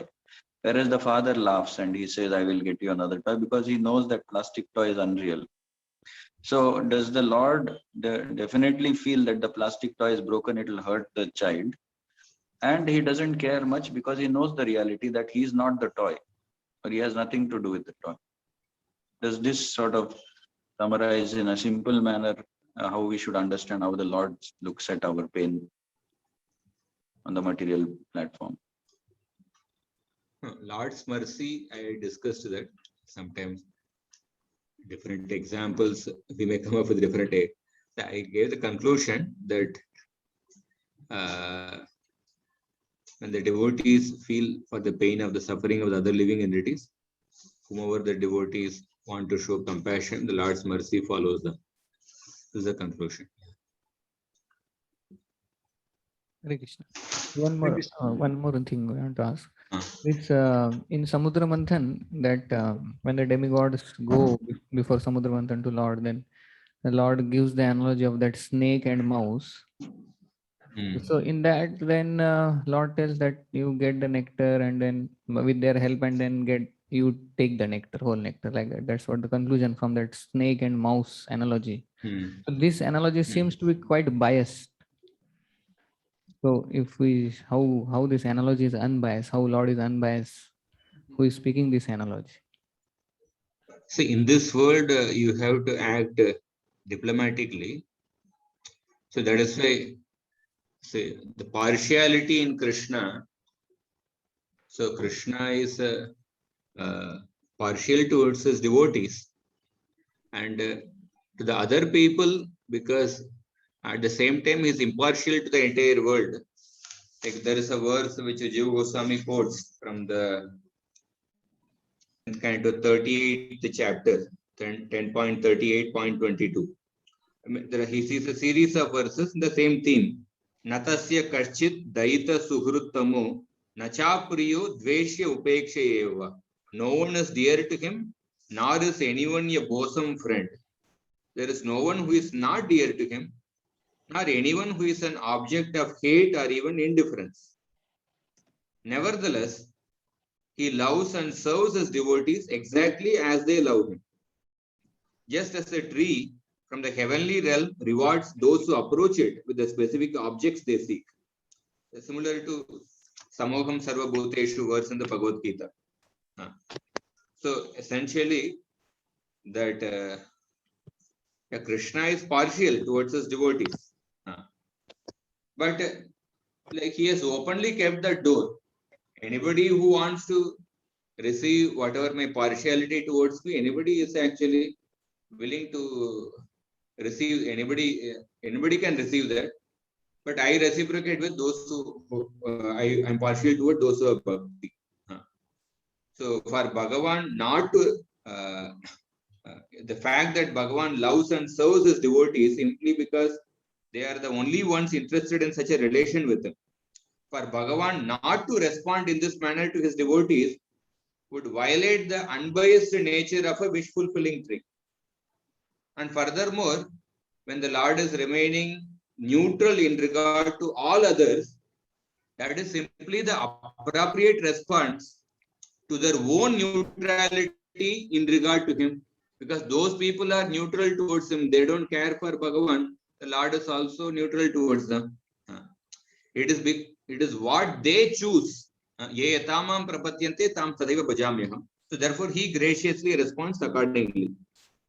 So Krishna's reciprocation, Krishna never fails in his reciprocation. Ye yatamam prapadyante tam sataiva bhajamyaham.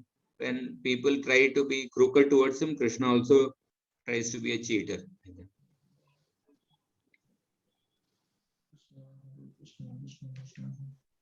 Hare Krishna Prabhuji.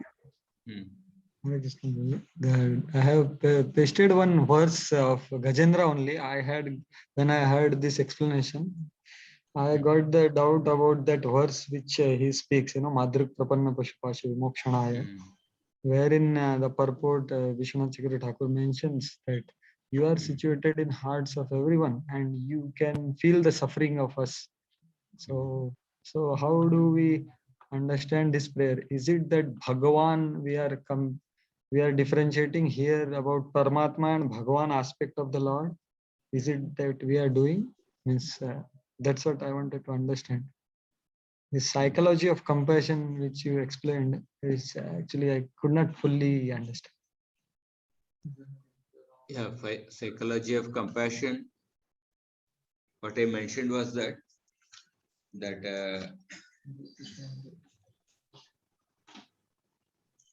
compassion is the transformation of the chitta, and which arises when the heart directly contacts the misery of the another.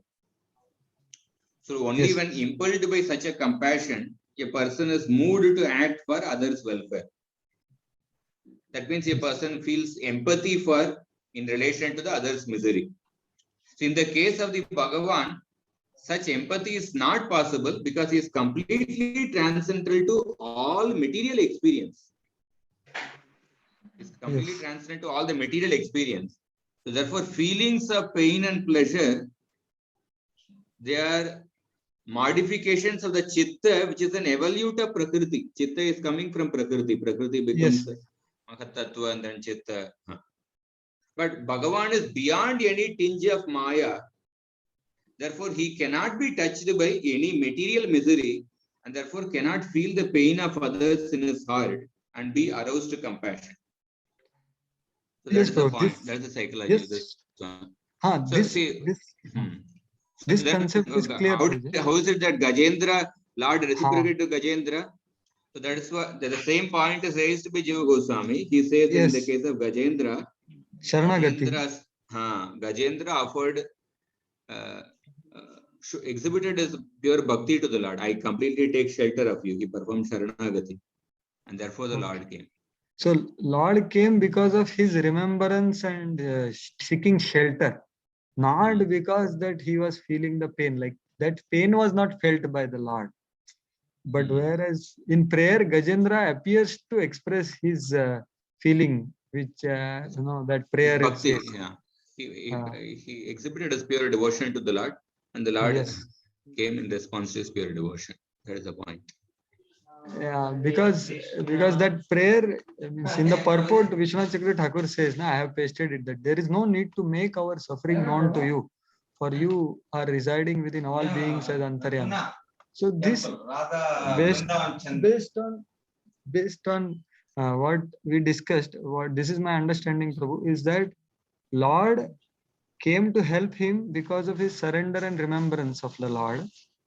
But Gajendra expressed his understanding that Lord understood my suffering. He is referring to the Paramatma aspect. We are especially talking about the Bhagavan aspect. Bhagavan. Paramatma is there. Say another is. Because that's what I wanted to know. Paramatma and Bhagavan, if that is the difference, then Paramatma is able to feel the suffering like that. It appears like that. Paramatma, of course, he plays the neutral role. Neutral role. He's there in everyone's heart, therefore he knows that he sees the suffering of others. But even Paramatma is not completely not touched by matter. So in that sense, he cannot experience that material misery. Because, but in the case of a devotee, he's having a material body in this world. Yeah, devotee, he may have pure devotion, so he have a material body in this world. He can feel for the suffering of others, and of course he tries to help by whatever he can do on a material level. But more than that, he also tries to connect that person, address the root cause of that suffering by ignorance and educating them, and while showing the basic human compassion. Okay. And is it that the reason, bro, that actually we say that Madhyamadhikari, like Uttamadhikari is also at the same consciousness as like Lord, who is completely on the spiritual platform. But he has to come down to The Madhyama to discriminate yes. that, okay, these people are envious, these people, and so let me. So that's how he only is able to be become the conduit of the mercy of the Supreme Lord. Means like Madhyamadhika, as you mentioned.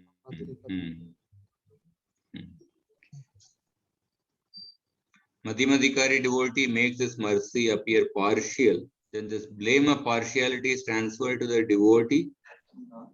Madhyamadhikari avoids the envious out of concern for the envious. Madhyamadhikari has the four kinds of dealings, we know. He shows mercy to the innocent, but he avoids the envious. He is avoiding the envious is in order to benefit himself and also to benefit that envious person. Benefit himself means so that his faith will not get shaken, and also to benefit the envious person, because if we show mercy to the envious person will become more angry. He will commit more offenses. So it's not a partiality, although externally there's a partial dealing, but internally there is only concern even for the envious person. When Vrindavan Das Thakur says that those who don't accept Nityananda Prabhu, I kick at their face with my leg. That is a great act of compassion of Vrindavan Das Thakur towards those people. So I think I'll just start few verses of the next chapter, and then I will end the class. So that. This last one you said about Paramatma and Bhagwan. Paramatma is a Sat and Chit, and Bhagwan is Satchid Ananda. So Bhagwan is having the quality of Paramatma also. So he means Jiva Goswami is mentioning this fact, but Shastric statements, if Jiva Goswami means sharing some Shastric statement, because many times Prabhupada For every point he is giving 4 or 5 quotes actually. Like he has given for every point which he has mentioned, he gives the different references from the Bhagavatam. This thing always they are not without Shastric quotes. Prabhuji, like any devotee also, like he feels the pain, like material pain, but he transcends it, understanding it's a temporary. But he feels the pain. He feels he undergoes through it. But to say that some, like even Prabhupada says that God wants you to be in back to God more than what you want. He feels for you. When like even pure devotee like Prabhupada also many times said that Krishna, and like this verse also says like Paramatma. The point is, see, some things to create urgency, certain things are, see, there is something called as Bada Amisha Nyaya. Bada Amisha Nyaya means you give certain impurity, certain foul substances in order to catch the big fish. So sometimes acharyas do that. Sometimes in order to create the urgency, sometimes acharyas may do something which is impure, something in order to catch them. So there is no need to find fault with them, because the Jiva Goswami clearly says that if the Lord were to feel the suffering of the people, then all of us would have been delivered. He would have immediately showed compassion. If he says that if the Lord does, if suppose if a person says Lord does feel the suffering of the material suffering of the living entities, but still people are still going through suffering, that means he is not compassionate. Because if the Lord were to feel the suffering, then he would have immediately alleviated the suffering of all the people in the entire universe. Everyone would have gone back to God. Nobody would be there in this world. The fact that we are still going through the suffering, that means the Lord does not feel the material suffering of the living entities. That is the point. So therefore, sometimes, say Prabhupada, the Acharyas, they mentioned that we can see that in the light of the Bada Amisha Nyaya. Correct. Does it mean like Lord understands the material misery, but he cannot experience the material misery? It's like that. He does understand, but he cannot experience the miseries. Yeah. So is it true? He does not experience the material misery. Yeah. And Jiva Goswami says that we can accept that Bhagavan can have some general knowledge of misery, but not the direct experience of it. If the Bhagavan were able to experience the material misery, then out of compassion, he would have delivered everyone from the material world at the mere sight of their suffering. But this has not happened, which proves that he is immune to the experience of material misery. And Sri Jiva says that it is specifically for this reason that Bhagavan cannot be called cruel for not alleviating the suffering of humanity. Because he does not have direct experience of it. Like this argument of Jiva Goswami here, that everybody is suffering. I mean, if Lord feels the compassion, misery, then everyone will be liberated. So not necessary that if I feel compassion for somebody, then I will reciprocate to that, because then Lord knows what is right for that living entity, particular living entity. So he feels misery for everybody, but he may not liberate everybody, because he knows what is right for that person, and accordingly he reciprocates. Right is ultimately they are in the material body and material mind. That is why they are suffering actually. After experiencing the miseries of the people and not showing compassion, that would put another blame on the Lord, that he is cruel actually.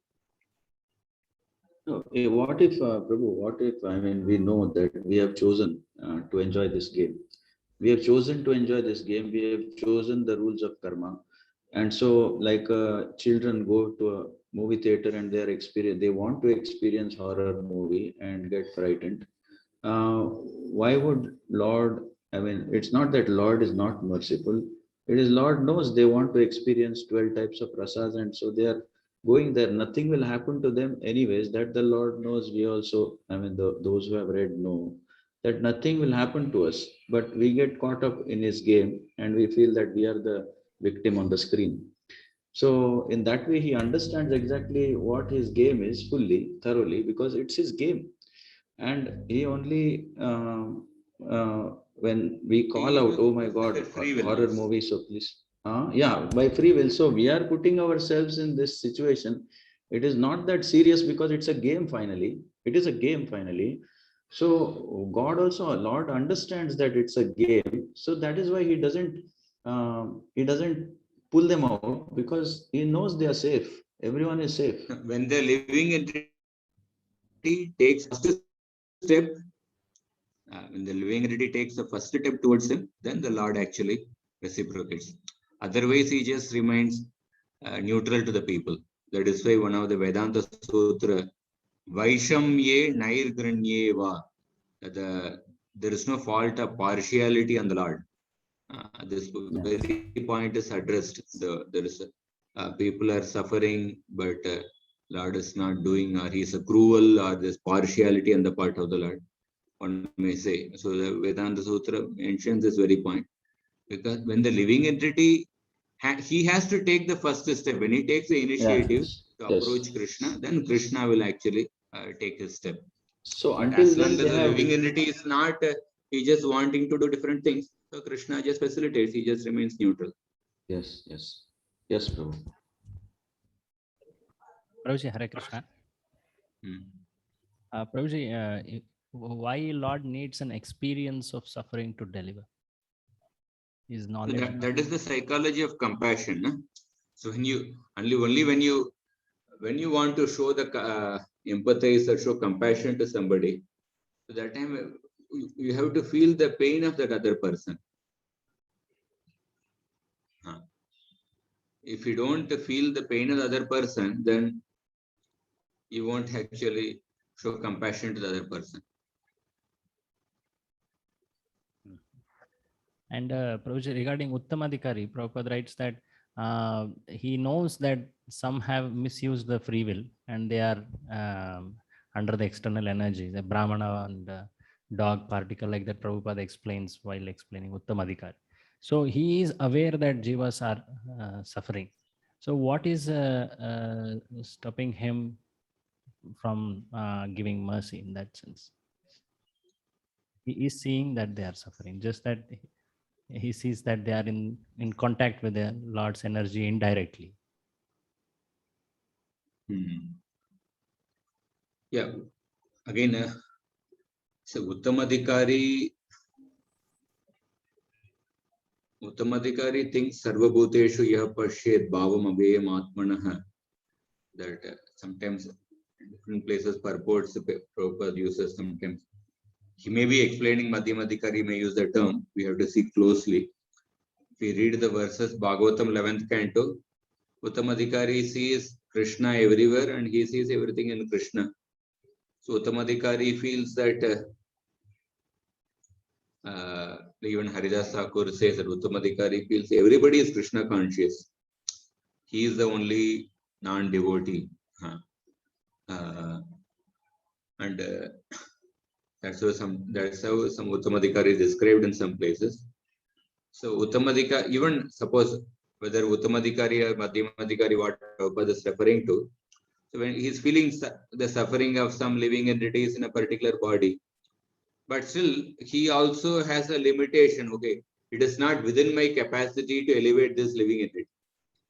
Bharat Maharaj, he was on the stage of Prema, but it is not his capacity to elevate the spiritual advancement of that living entity in the body of a deer.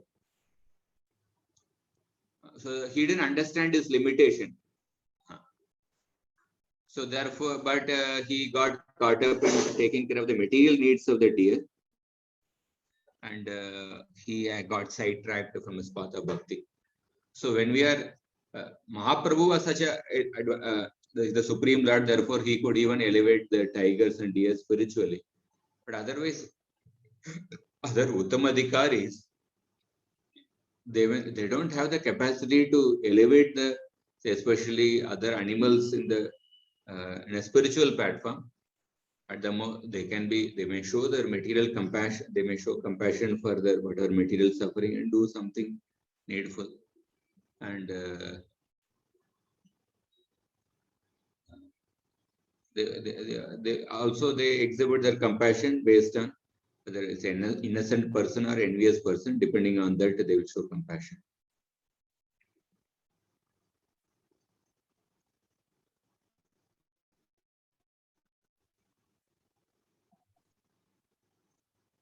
In the Vedic life, when people used to go to demigods, so like Lord has created demigods because the demigods will fulfill all the material needs of the people.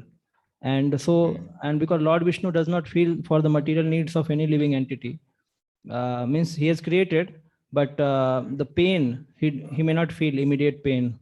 So therefore the people go to the demigods. This is a general thing. Therefore the Vedas mention the karmimansa. Now this karmimansa philosophy, like here, that karma is a supreme. Like many people, they say that I am suffering because of my karma. So if I do right karma, I will enjoy. Also better there, let me go to worship some demigod, get some power, and then I will enjoy the world. So why this comes? Because one thing is that this, what you're saying, like the people are feeling suffering because they are doing material work, and people concoct the philosophy of karma mimamsa because they see that yes, no immediate action can be made by the creator. There is a process, means what I do, I suffer accordingly, because the laws are the prominent. Because you said that like if some person is making the law, is feeling, so he will also immediately reject the things and correct the things. Everything is right only, but just I'm questioning upon that basis. The Vedas also mentions about large portion for material needs, they should go to demigods, because the Lord may not interfere into the material needs and of the people. Material needs the Lord does not rightly, because it says, Bhagavatam also says, if somebody goes also, then he will not again go for material needs, because Lord will purify him. And demigods, they feel for the needs of people, because they themselves also have material hankerings. Because they are also in the human, the body living condition. So they fulfill the needs of living entities. So that's why people go. And that's why also people concoct the philosophy or Kammimansa, that why the whole thing is done by karma. If you do your karma, you will be happy. So this Gemini, or more higher we go to some other philosophies they make. So this is a question. So all these philosophies are generating because the personality of the Lord is not able to interfere into the needs of the material needs of the people personally. No, because see, I have when we come talk across about, we are already 135. One thing, I'll address your point, whatever I can gather. Otherwise, those who want to leave, they can leave, because the class timing is already over.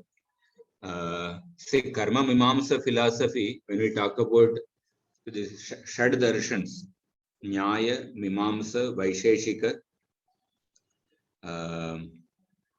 Patanjali's Yoga Sutra, Sankhya Shastra, and then Vedanta is there. So apart from Vedanta, the other five, Nyaya, Mimamsa, Vaisheshika, etc., they are all coming from the Vedic origin. So when we talk about Mimamsa, Karma Mimamsa is coming from the Purva Mimamsa. Purva Mimamsa is talks about all the way how to perform the Vedic fruitive activities. So when we talk about Mimamsa Shastra, Mimamsa Shastra has a very crucial role in trying to understand the Vedanta. And Nyaya Shastra also plays a very crucial role to understand the Vedanta Sutra. But when you extend the Nyaya Shastra and the Mimamsa Shastra to the Darshan Shastra, then they come up with the wrong conclusion, which is different from the Vedanta Sutra. To give a simple understanding, suppose a postman is coming to your house. Postman coming to your house and he is delivering a letter. And so you interact with the postman, you take the letter. Suppose the postman tells that, tell me what is the menu in your kitchen today. And I am going to give you the menu for what you should be cooking tomorrow. And for the next 1 week, I am going to give you the what vegetable, what all should be cooked today night and next 1 week. And if the postman starts saying that, will you accept the postman in that role? You will not accept the postman to dictate your kitchen menu. You will not accept the postman to postman starts telling, oh, what kind of tiles should be used, what color curtain should be used in this window or in this room. So you will not accept that role from the postman. At the same time, it doesn't mean that you are rejecting the postman completely. You will accept the postman in the role of delivering the letter.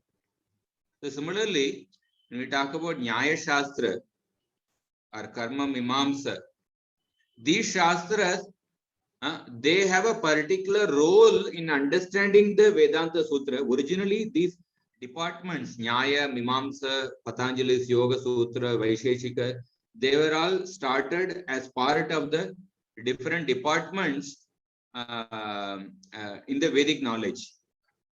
But in due course of time, they extended to the level of a Darshana Shastra. Darshana Shastra means they started giving a philosophy of life. That means a postman trying to play the role of a kitchen menu in the house, trying to dictate the kitchen menu. So we don't accept the Nyaya and Mimamsa in the role of a Darshan Shastra, but we accept them in the role of, because Nyaya Shastra is a Pramana Shastra. It is educating about the Pramana Shastra. We accept the role of Nyaya Shastra in the role of a Pramana Shastra, in the role of a Padartha Shastra, but not in the role of a Darshan Shastra.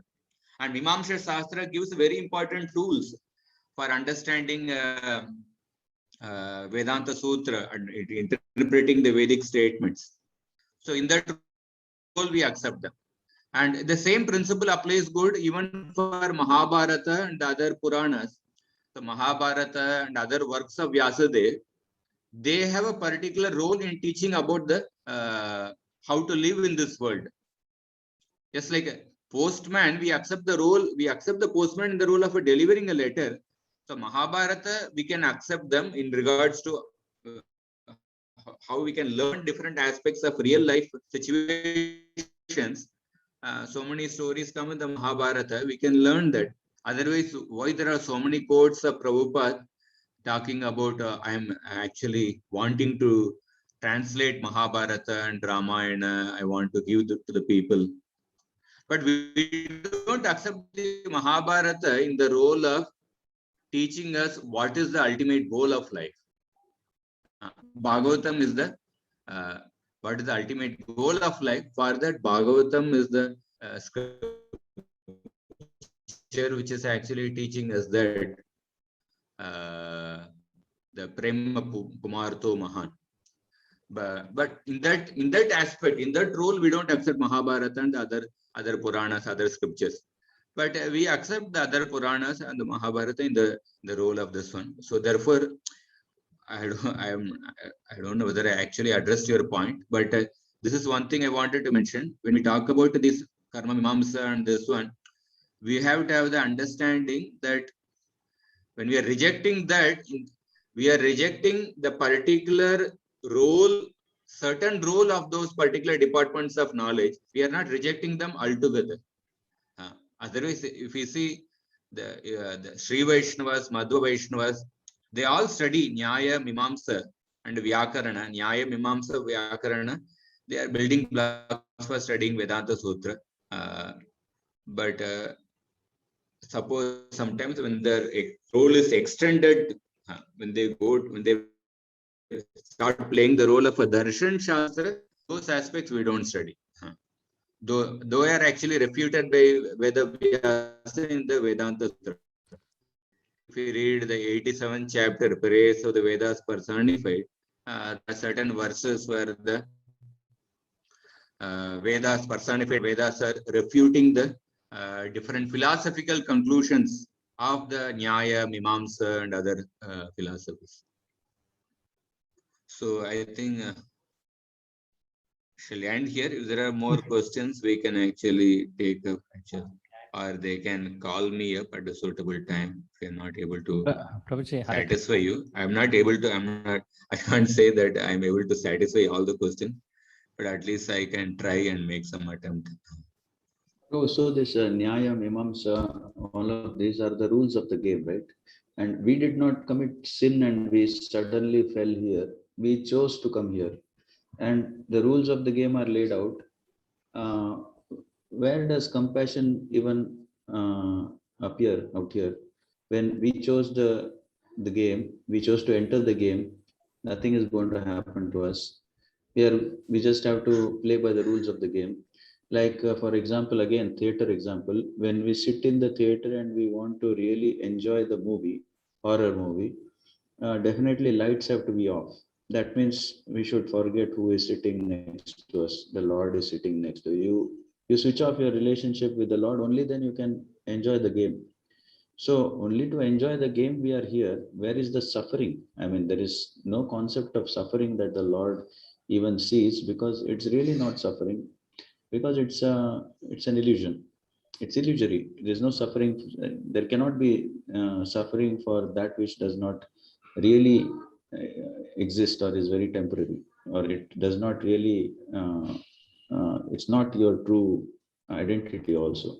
You're putting on some clothes and the clothes are getting torn. We do Where is the experience compassion suffering. there? We do experience suffering. From a That is- transcendental perspective, yeah, from a transcendental perspective, the suffering is actually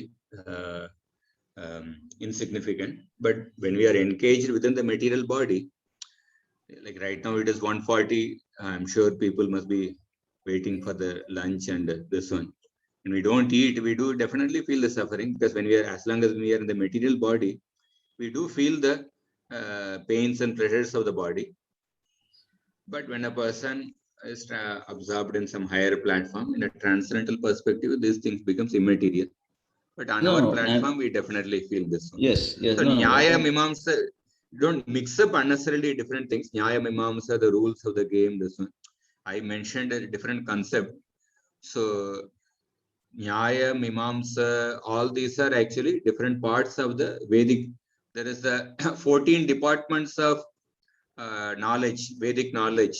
In the 10th canto, 45th the chapter, when Krishna and Balramji went to Sandipani Muni's ashram, what all they learnt in Sandipani Muni ashram, Rupa Goswami also quotes in Bhakti Rasama Sindhu.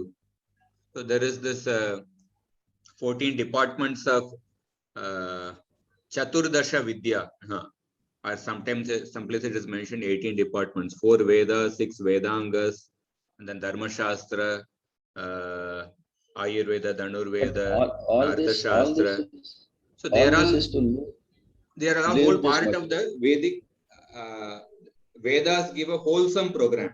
Unlike say Christianity and Islam, there is only one book.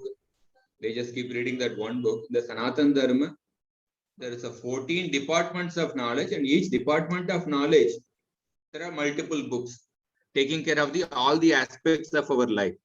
If you want to earn money or music is required for peace of mind. Therefore, Gandharva Veda is there.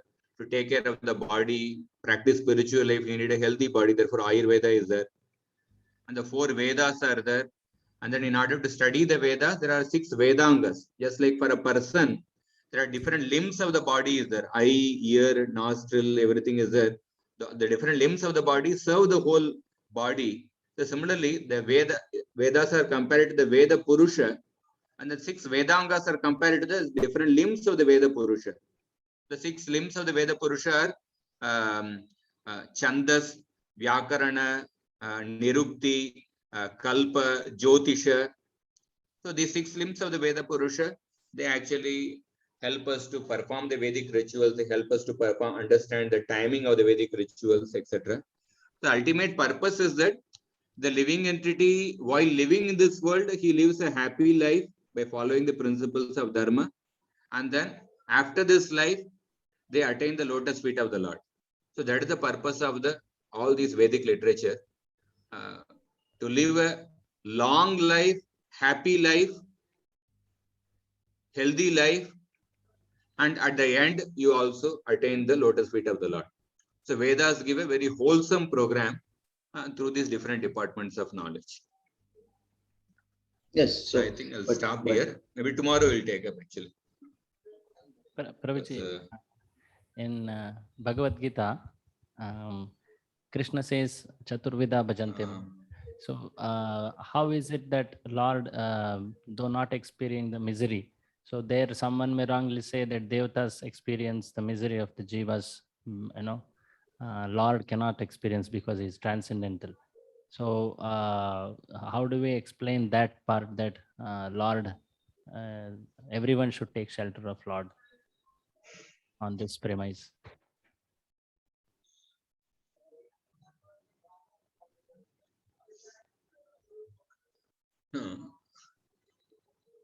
See, Krishna, when the person approaches with a different motivation, but when a person approaches Krishna with bhakti, Krishna definitely reciprocates. When a person is performing bhakti, Bhagavan is basically attracted by bhakti. One may perform bhakti with different motivations, but the Lord actually reciprocates with that because he is performing bhakti. For reciprocation, experience is not necessary. No, that devotees why the Lord is actually calling, coming to him, because that person has performed bhakti. Bhagavan is attracted by the bhakti, and he performed bhakti because with a desire to obtain something, and he's attracted by the bhakti, and then when he sees that that person is wanting this, and Krishna fulfills that desire. Means is it, we have to only say that the cause of surrender to Lord is this motive. So, and that surrender is what impels the Lord to reciprocate. That's what we should Yeah, conclude. bhakti is, yes. Okay. And how the extent of surrender depends on the intensity of the motive. So that could be subjective. Say Artha devotee, he takes surrender in a misery more strongly.